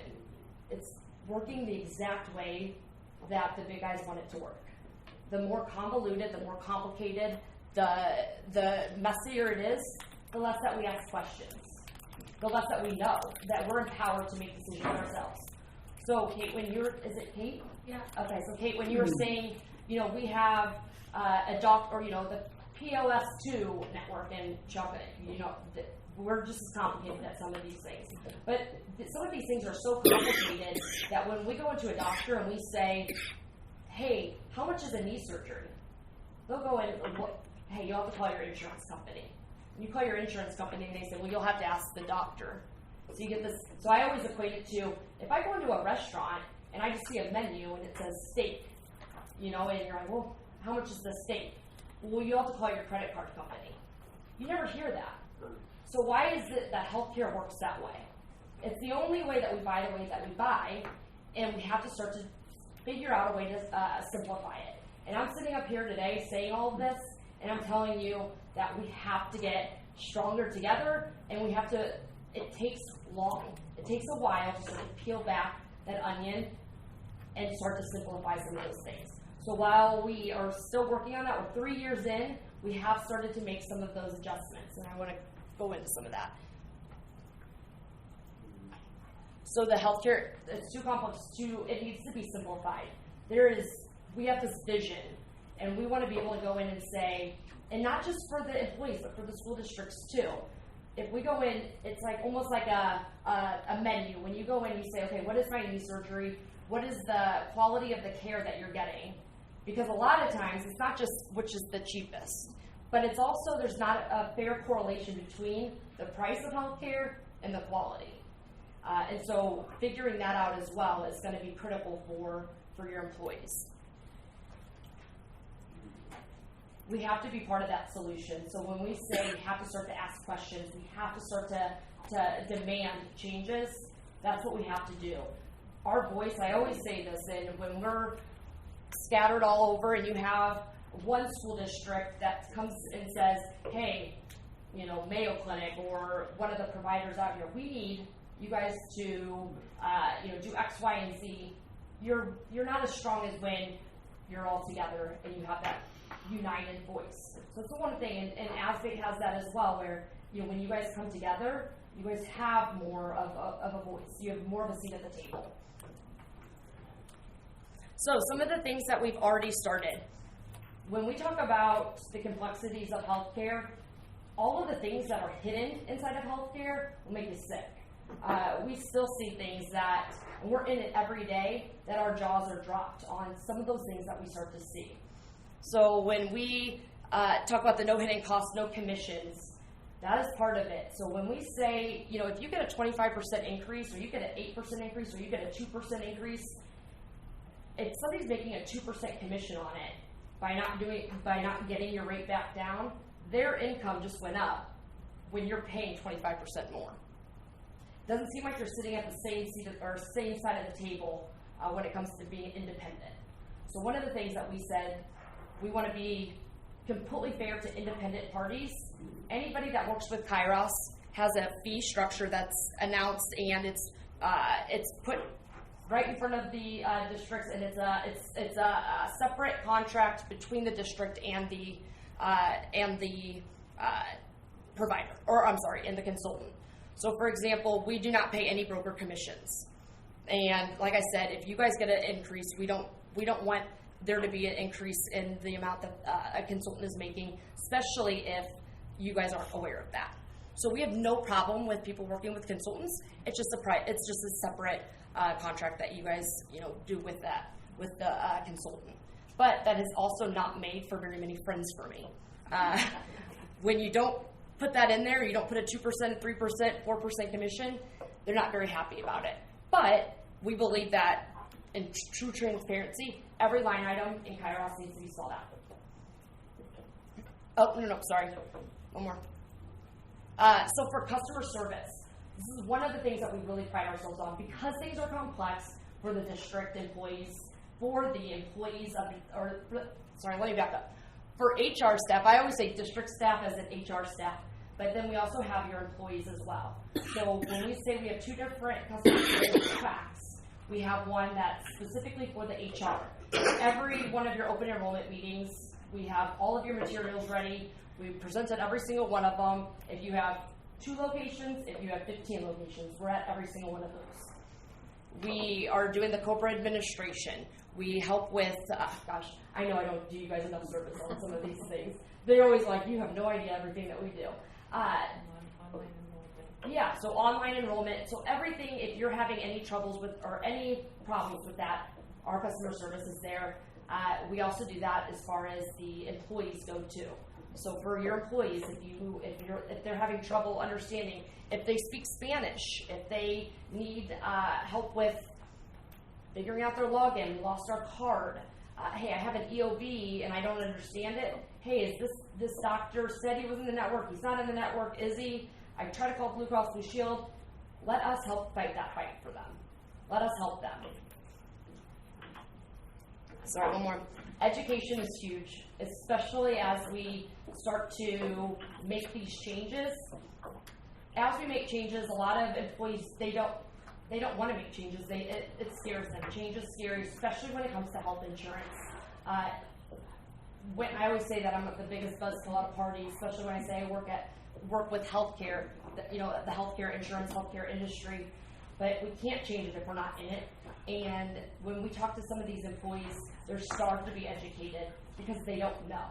So when they say that they take 15 seconds to click on, or not even go on and enroll and just do the same benefits over and over again, even if their financial positions have changed, it's because they don't understand. And so that's the other thing that we do, is we really work with your employees to really understand what those benefits are, how that impacts them, what is the maximum out of pocket, what does that mean. There's not very many employees that understand what a deductible, what a maximum out of pocket, what a co-insurance, a copay, what that means. And I'm sure you guys can attest to how many times you'll hear employees say, well, what plan should I choose? What plan? And you guys always say, we can't make that decision for you.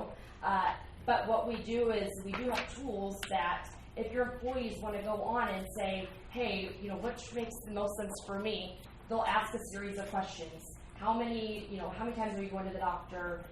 Do you go to see a specialist? What medications are you on? They'll have a list of questions based on those. Do you have dependents? What's your financial risk? How much risk can you take? It'll help guide them. Look at the $5,000 high deductible plan.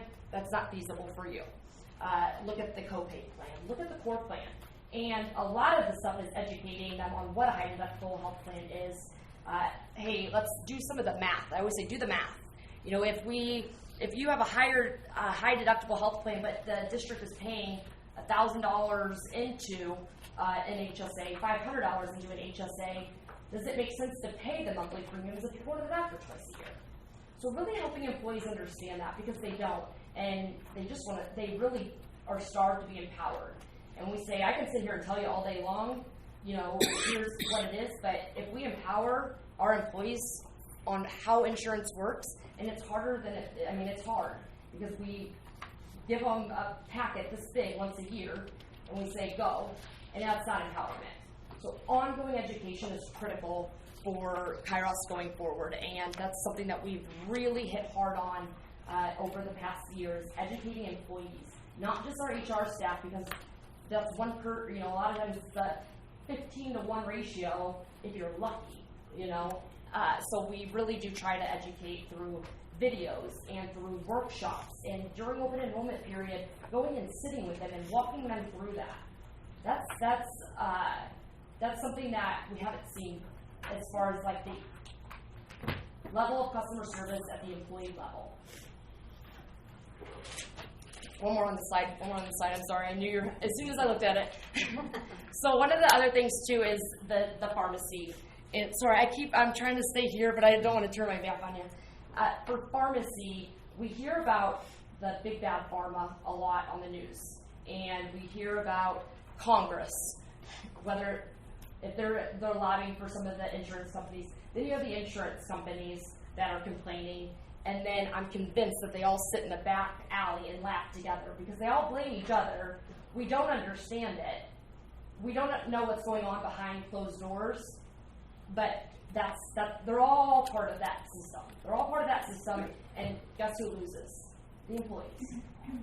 So one of the things that we really said that we're going to start to do, and part of our strategic plan, is really aligning our school districts and our cities and our towns and our fire districts with other providers that are mission aligned.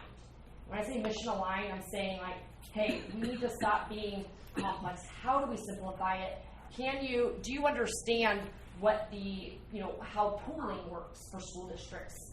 Do you understand how the rural areas are impacted compared to the metro areas? And if we want to see what the quality, or in sending our employees to quality service providers as well. And our pharmacy, one of the things that we said with our pharmacy last year is we don't want to go with one of the big fives that you hear about, all the rebates and all the under the table deals. So we went with a PBM last year, Maxor, and that's a complete pass-through.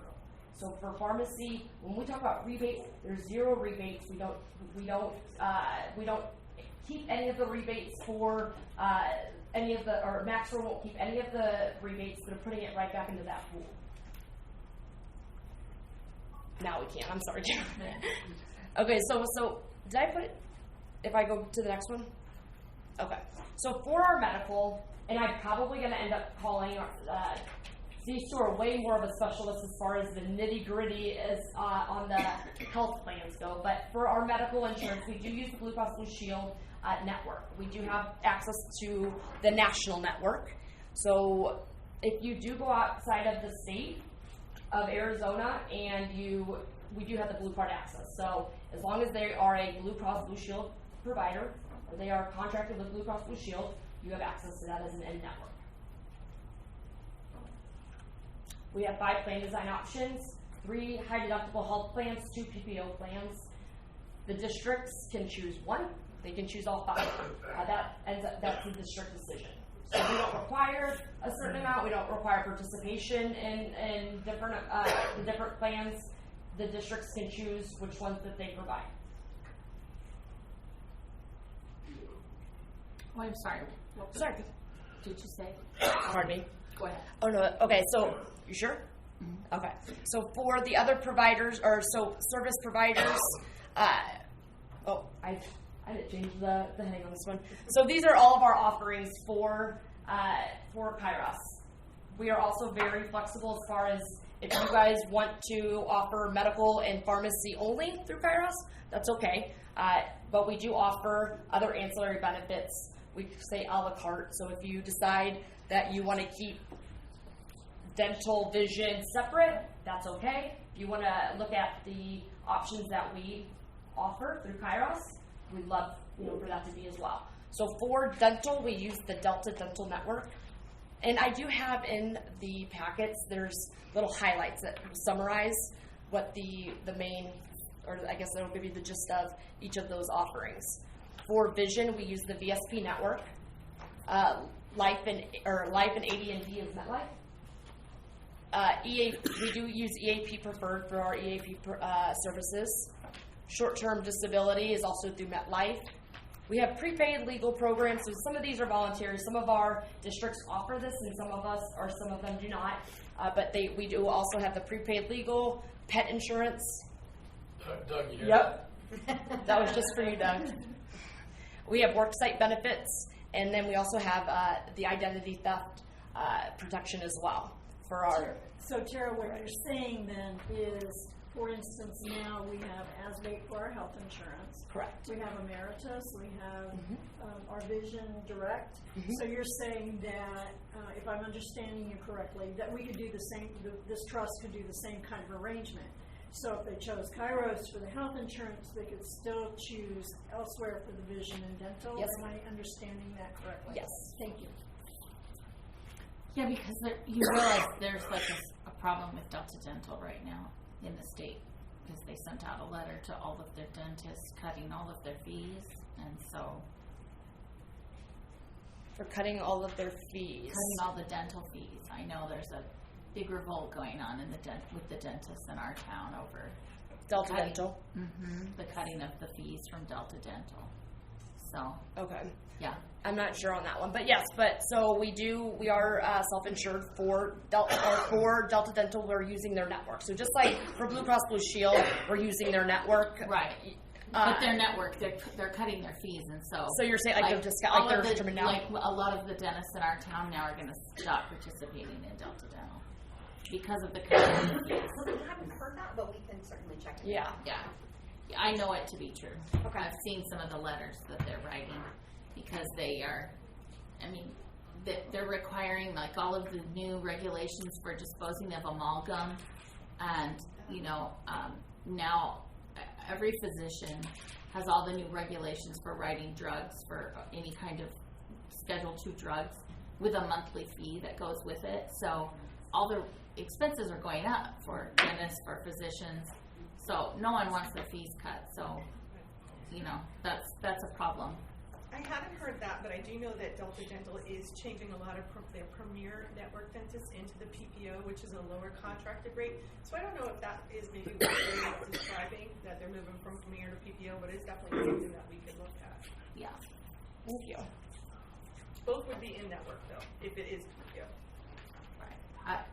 I would think, just from what I know from our local dentists, we should not change our dental. And so that's, that's absolutely, and if 1 year you want it and the next year you don't, we're very flexible in how we deal with that as well. Other questions? I'm sure you guys have questions as well. I know this is the first you're hearing of it. So all of these options are, like all of these options, say like pet insurance, all of these, so these would be options that you offer for the employee to purchase for themselves. Yes, ma'am. And so you administer these at no cost? Correct. So, it's included in the overall cost. So any of the administrative fees. So Kairos has a 9% fixed fee for administrative services, for the reinsurance carriers, all of that. So that's included in that. So no matter how many things that we participate in, there's still that same 9% fee. So you pay that person. Okay. Yes. So we could offer all those things to our employees, and it would be the same fee. Yeah. So a lot of times, it'll be like voluntary. So if employees want it, they can take it. If Right. they don't, Exactly. but it's not going to cost the school district. Correct. Sure. Right. Okay. Great. Can I ask, I would be very concerned about like supplemental life policies, because I know our employees currently are guaranteed within the first 31 days of their hire date to be granted supplemental life to a certain dollar amount, right? And so if they switched, you know, and maybe they've been here for 10 years, maybe their health isn't as great now, and now they want supplemental and we're only going to offer it through this other thing, are they going to lose that? Or do we now have to offer supplemental life through two different companies so that they can maintain it? You know, if you're coming in new, they're going to offer a guaranteed issue period up to a certain amount. So at that point, either you're a new hire or you're coming in new with us, we will offer that guaranteed issue amount. Now, if they wanted to exceed that amount, then they would still have to fill out their statement. Which they currently do, so I understand it. I just was very concerned that Yes, somebody we might lose definitely their... open you a guaranteed issue. Okay. And that happens with the short-term disability as well. Yes. You know, that's. And I did notice your short-term disability does not cover the length of time that we are currently being covered. Okay, so we get this a lot too because it's not always the apples to apples one. So are you saying just like the length of coverage is 11 weeks, whereas right now I think they're at 16 through who they have, so that they could technically go from short-term disability directly into ASRS long-term disability without having that weird, 5 weeks of no money. Right. And good news here. Yes. Luann. Oh. We actually received board approval to lengthen the duration, so we are making that change effective 7/1/2020. To how long? To 25 weeks. Oh, So bridges okay. to long-term through ASRS. And before we had kind of the, do school districts want that? Does it not encourage people to come back and work?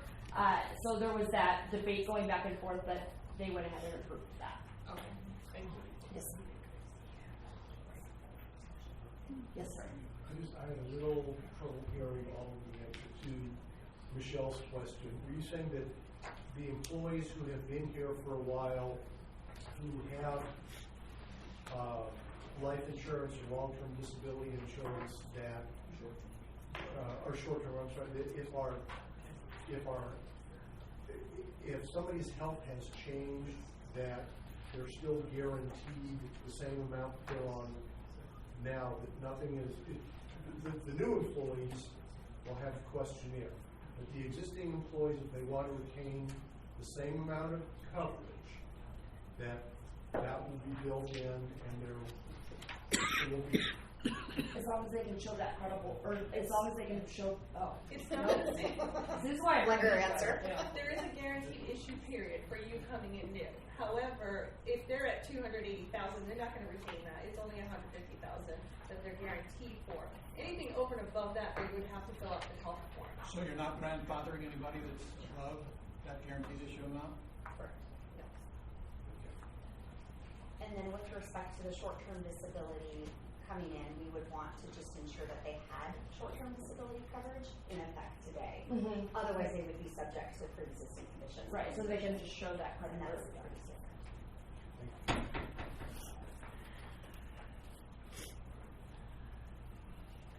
Do you guys have any other questions? Thank you guys. I really do appreciate you guys allowing us to come out. Always good to see you guys.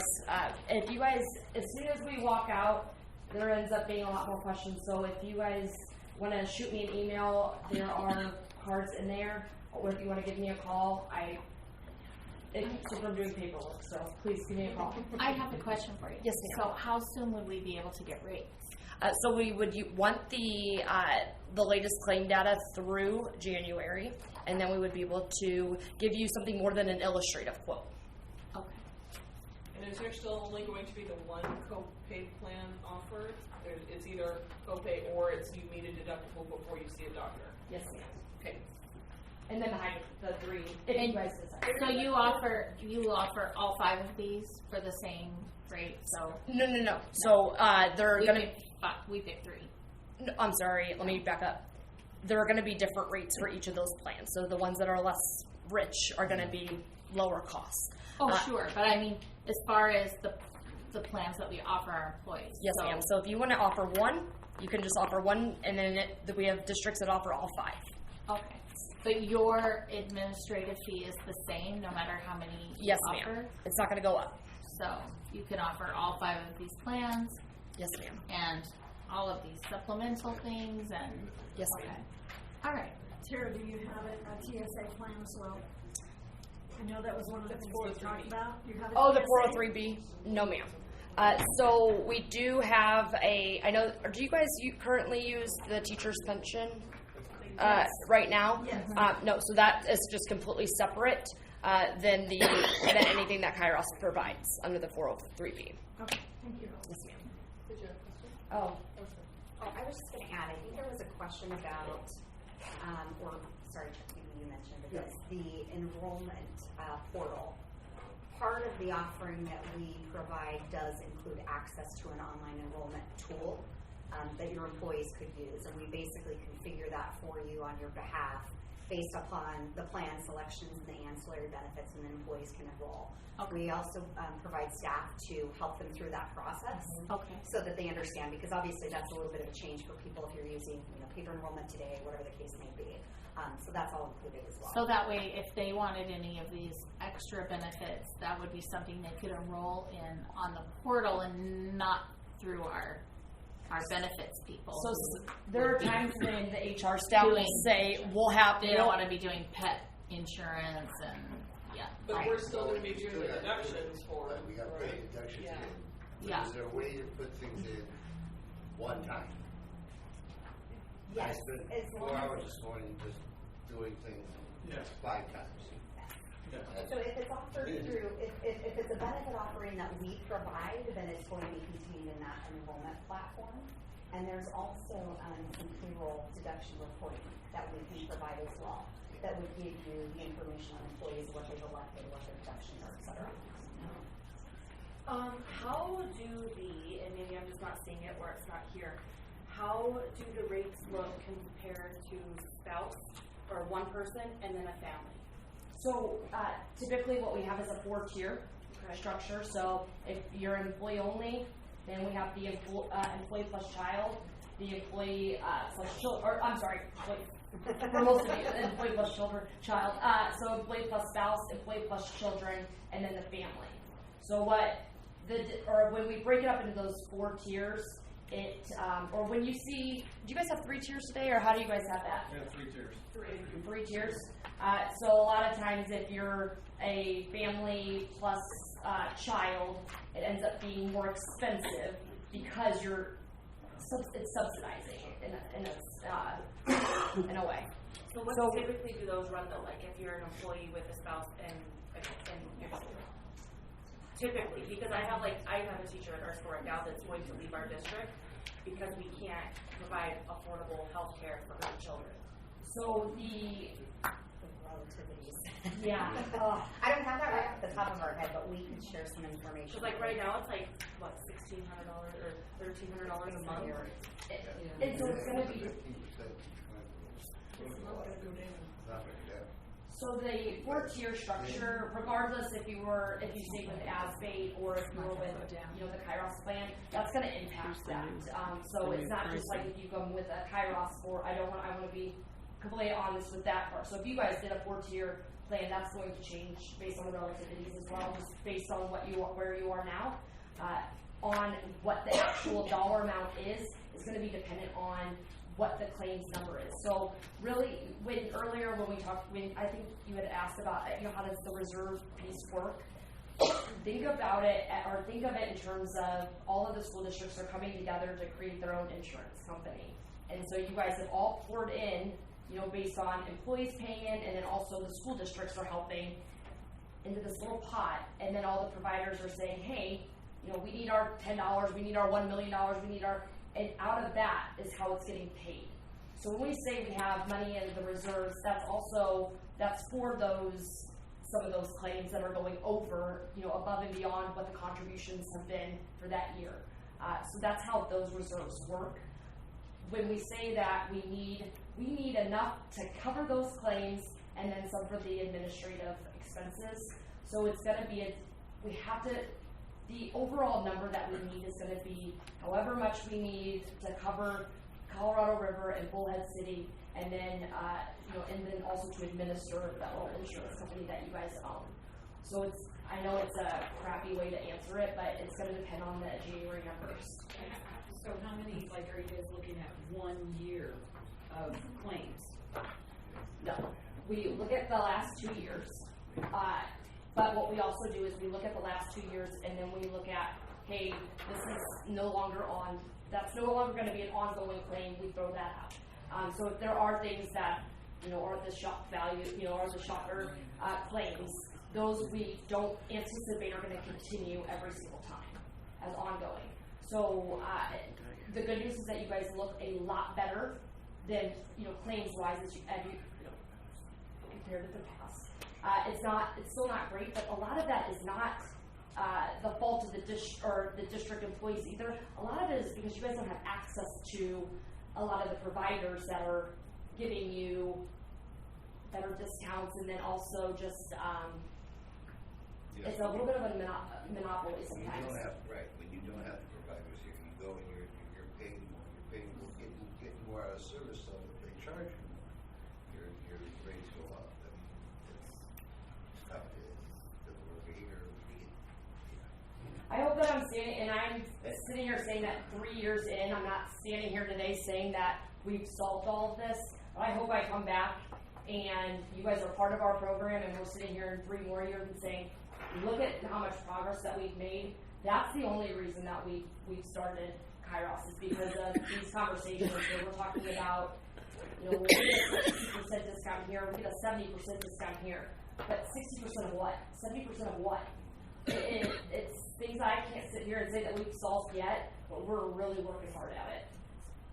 Am I allowed to tell my ER story? Yeah. So kind of going back to Tara's point about some of the things that we're trying to peel back the layers on that happen within the healthcare space. We conducted an audit after our first year in formation, and we identified a provider that was abusively billing one of our school districts to the tune of like $350,000 for an emergency room visit. It was a plastic surgeon that came in and repaired like a laceration of the head. And unfortunately, the carrier said, hey, we've tried to negotiate with this provider, but they just, they're the only game in town. They won't do anything about it. And we said, well, that's not a good enough answer from our perspective, right? So we challenged that. We looked at what a Medicare allowed amount would have been, and the reimbursable amount was like $40,000, or maybe even less than that, $10,000, something like that.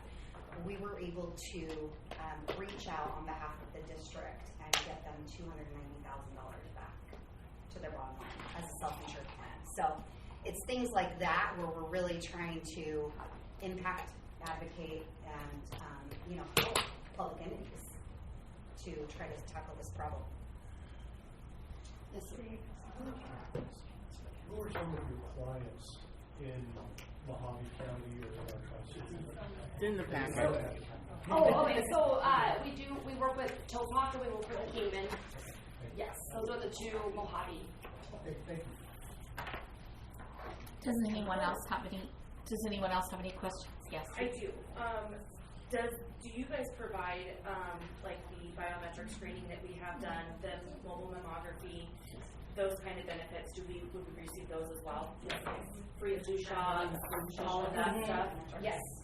And I would say we are going to take it one step further. We're actually starting to utilize that biometric data to put into our reporting windows so that we can start to analyze and look at impact of wellness, impact of cost for those people that are doing wellness services versus not. So, it's great getting people to do them, understand their numbers, start to promote health and wellness, but then use the data to actually help drive some of the strategy too. Right.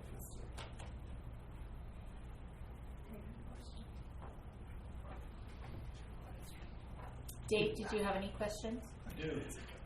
Okay. Lots. Well, not too many, I'd like to hopefully. address the board. Thanks, Tara. Yes, well, thank you guys. I really Thank you so much. appreciate it.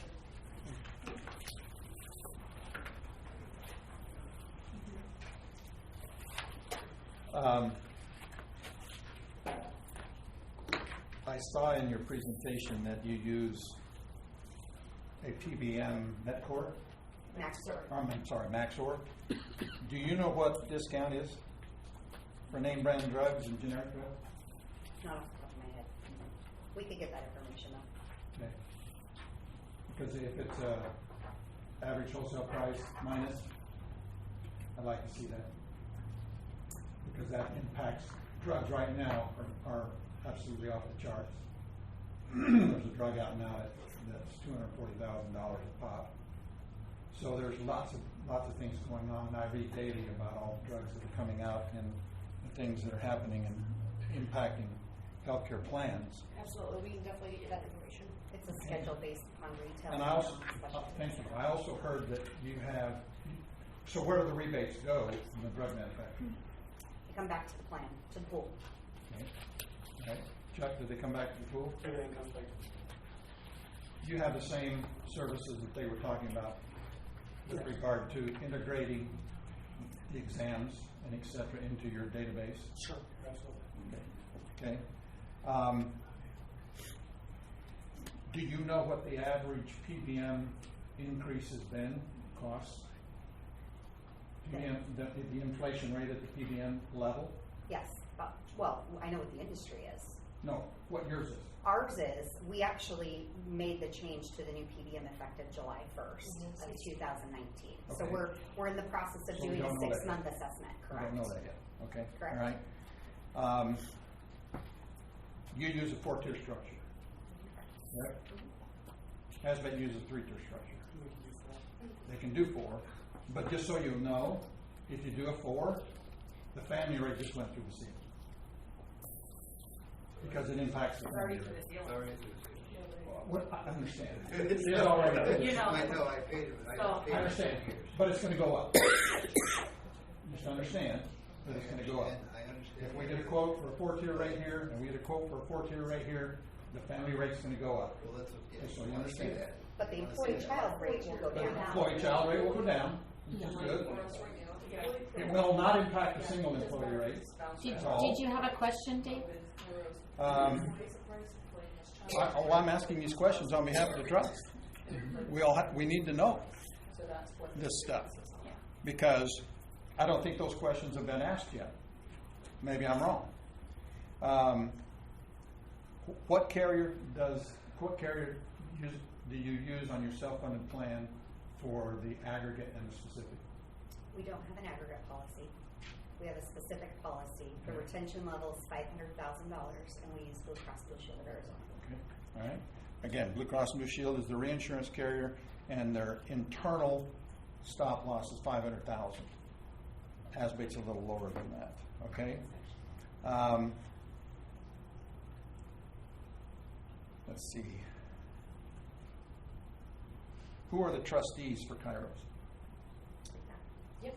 So we have that's a great question. We have representation of different entities and different school districts and at different positions. So we have Sandy Cooper, who represents the HR director. She's the assistant superintendent at Chandler Unified School District. Rudy Rodriguez is the Cottonwood deputy. He's the finance, the CFO of the city of Cottonwood, but also the deputy city manager. We have Rudy Tharp, who is Dave Tharp, sorry, Rudy Tharp. Dave Tharp, who is an assistant fire chief, also works with the human resources and the fire districts. We have Chris Knutson, who is a superintendent at Florence Unified School District down in Pinal County. Pardon me? Jeff Gadd, who is a CFO at Scottsdale Unified School District. Lana Berry, who is a CFO at Chandler Unified School District. And that's Mike Wright. And Mike Wright. He is a superintendent at Blue Ridge Unified School District, so up in the rural area. So a similar trusteeship. Sure. School districts, fire districts, school districts. So it have a similar. How many trustees does CRAHBT have? We've got 9 right now. 9 trustees? 9 trustees right now. And all of those are school districts? Yeah, all of them are school districts. Because that's all you have in your trust is school districts. You have no cities, no counties, no fire districts? No fire districts, just schools. Just schools, okay? I want to reiterate with regard to what Rich said earlier. The dental is self-insured. It's not self-funded. It's self-insured. You only pay for what you use. That's it. There's no commissions, none whatsoever. Paid. Read, no commissions paid, correct? No commissions paid. Right. You only pay for what you use. For You don't medical pay too? anything else. Both dental and vision. Yeah, but not medical. Medical, no. Medical's not self-funded. It's through ASB. ASB probably wouldn't even offer self-funding to this account. It would be reckless to do that because then the rates would go through the roof because of the loss history. It's now amortized over the 28,000 covered lives in ASB. Okay, so, no, excuse me, it's not self-funded. But I wanted to point that out. Now, do I get a commission from ASB? Yes, I do. It's $5 per employee. It's not a percentage. When the rates go up, I don't get more money. I get $5 to run your trust and bring folks like Emeritus and Vision Care Direct and life insurance through Unum and the guaranteed issues that came and the other programs. Can we offer all those voluntary programs? Absolutely. And I can do it on one platform. I tried to get Michelle to sit down with me so that I could demo the enrollment system, and that never happened. I'm not blaming Michelle. I'm just saying something here stopped that. I said, I have a platform, I have a system. It's nationwide kind of a system. It's very easy to use. I've used it in my other accounts. They absolutely love it. And in some cases, I don't know about school district payrolls, but in some cases it will feed information to payroll. But I never got the chance. He did offer that. It was at the time that we were, well, one, I was still new, had never done end-of-year rollover or anything else, so I was still learning. And the person who was training me, there was just not an opportunity. There was not a good time to be doing that while we were moving. Then as it came to be a good time, there was discussion of looking at another company altogether, and it was like, well, now why are we going to stop and train everyone on this thing, and then we're going to not use it anyway, so let's just wait and see how things shake out. But I was made aware that it is available to us to have an online platform last year. And at no cost. I pay for it as a service to the district. We talked about coming out. I have offered year over year to come out and meet with the various school sites and talk to them about employee benefits, and I was never given the opportunity to do that. We did have some meetings where you came back to school and everybody was there, but never had a chance to get out and meet with the school districts and help them enroll, even in the online enrollment system. I never got an opportunity to do that. And having worked with school districts for almost 40 years, it's tough to get the teachers to pay attention. It's tough to get the teachers to come in and listen. Whoa. All you know. Whoa. Yes, Yeah. it is. No. Yes, it is. Not when it comes to the health insurance. It does not. No, Because they're very. teachers I'm are sorry. listening They're and really teachers are interested seeing in their what it benefits. is that you have not done for us for the last X amount of years, even though we've come to this room time and time again saying, this is what we want, this is what we need, and you still do nothing, and you treat us like we're a bunch of idiots. Maybe that's what the problem is. I don't think so, man. Okay. Oh. Kara, do I don't you have represent satisfied Aetna. I don't customers represent that Aetna. I don't can't use make a it come broker? out here. Okay? Yes, ma'am. We have, I'll be honest with you, because of the way that we or the way that we don't pay the commissions, we don't pay anything, whether it's a flat fee, we do ask that it goes directly from the broker, the consultant to the district. We don't have a lot that continue on because a lot of the services that we provide are, take that. So, who wait. holds your feet to the fire? Dave, I'm sorry. stop. I'm speaking to Tara. I'm sorry, I didn't hear you ask the question. Yes, ma'am. So most of our districts, we only have, I believe, one or two brokers that have ever come and asked and brought in groups and continued to work with those groups. Okay. And we work very well with those consultants. We believe that they're doing what's best for the school districts and the fire districts.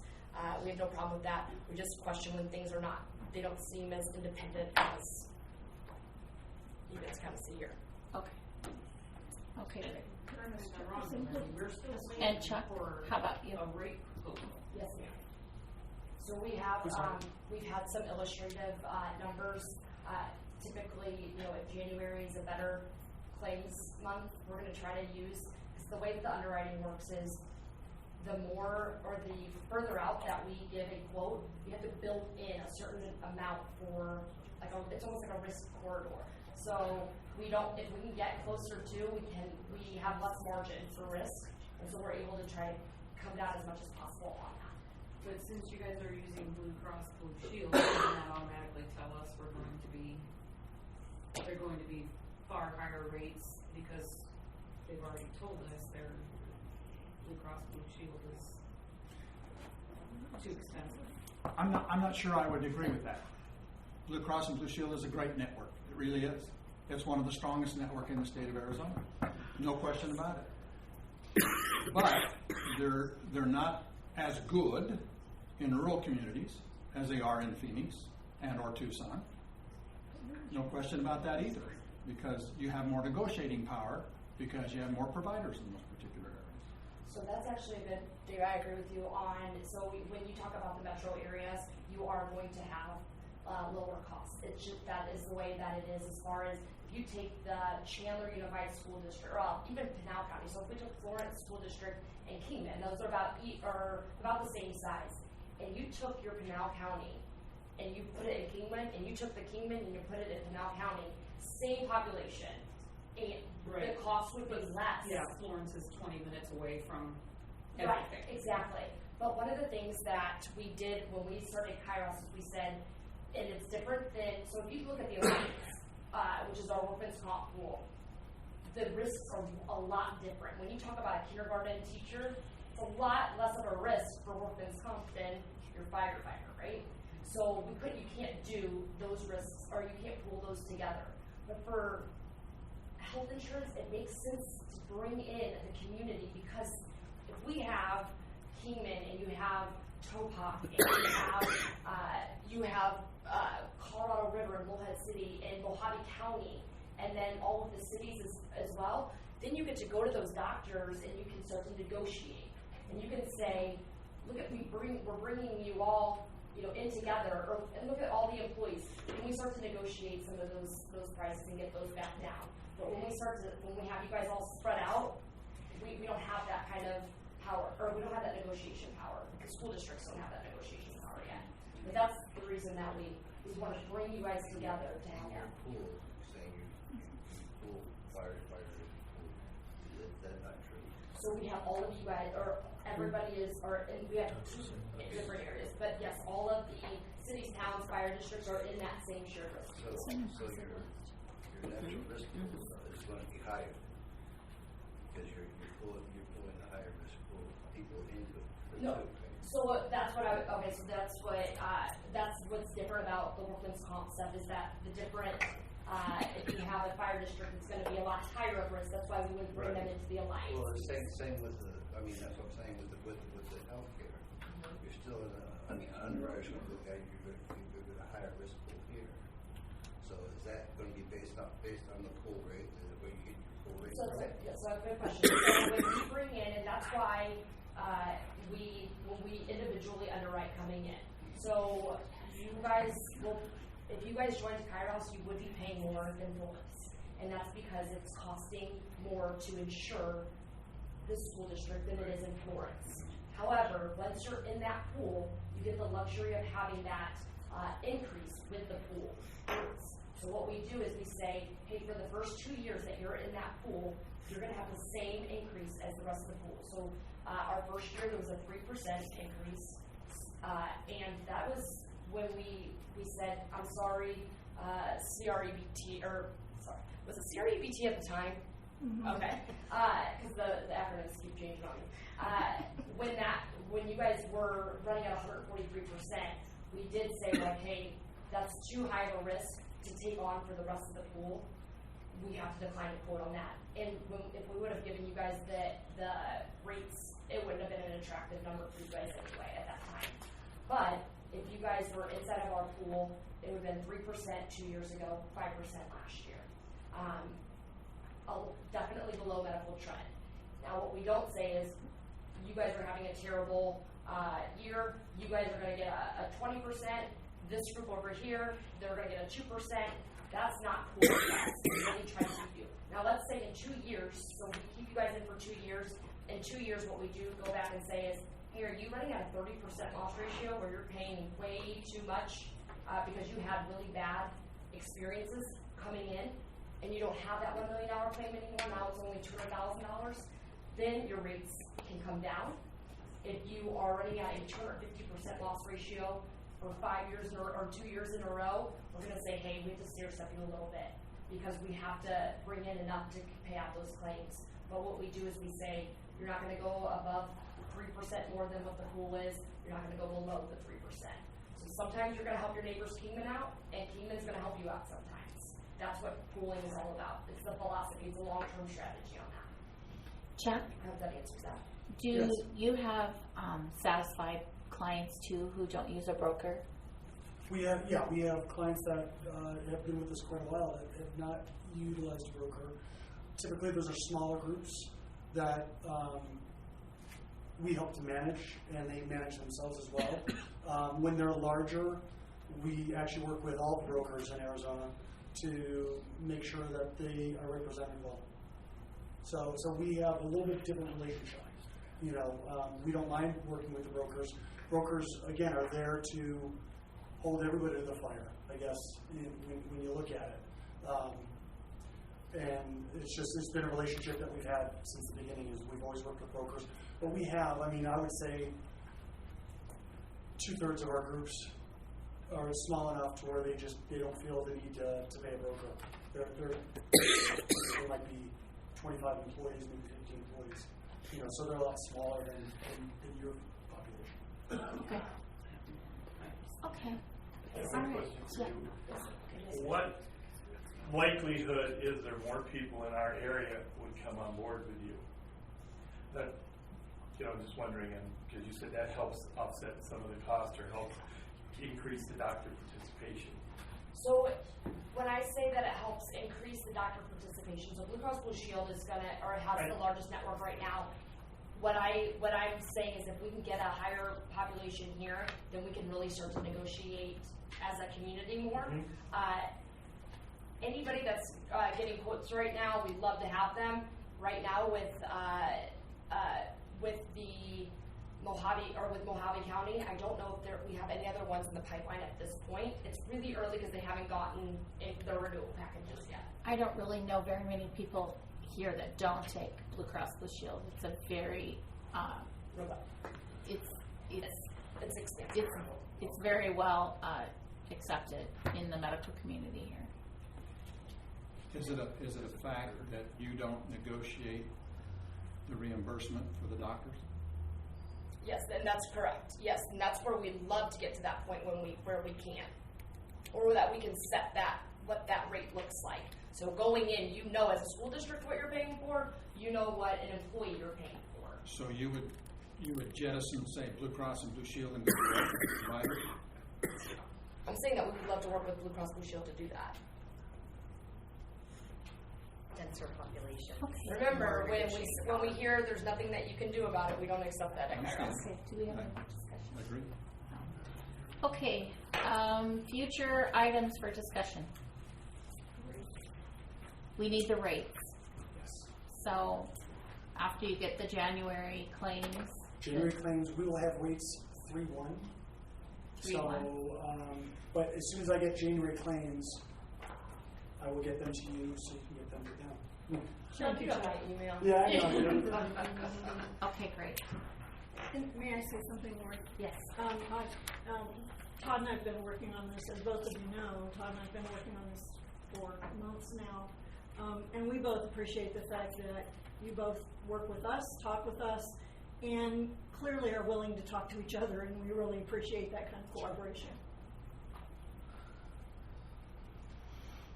Okay, future meeting date. I think it should be after we get the rates. After we get the rates. So, shortly after March 1st. How long You guys also March, you're gonna get yours March 1st? As soon as we get the January claims information, we can have it turned around to you in 3 business days. So what do you think about 3-3 or 3-4? What works? Are they going to have them ready for us by March 3rd? I'll make Yeah. sure that. Okay. I will have them on the 1st. The minutes reflect. Yeah. I will March watch 1st is those. a Sunday. Okay. Does that work for you? March 1st is a Sunday. Yeah. Right, so the 3rd. They're not gonna have, she said 3 days.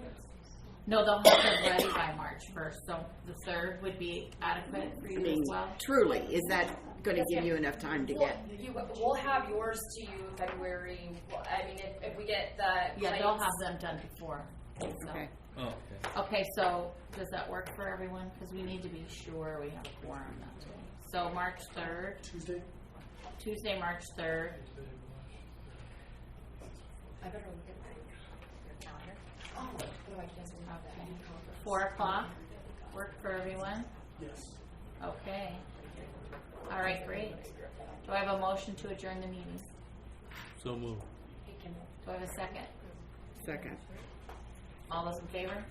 Aye. All right. Meeting is adjourned. Thanks, Doug. Thank you so much, everyone, for coming. Thank you, Doug, for being on the phone. Thank you very much. Thank you, everyone, for traveling and coming here and all the information. We really appreciate it. We know we're way out here.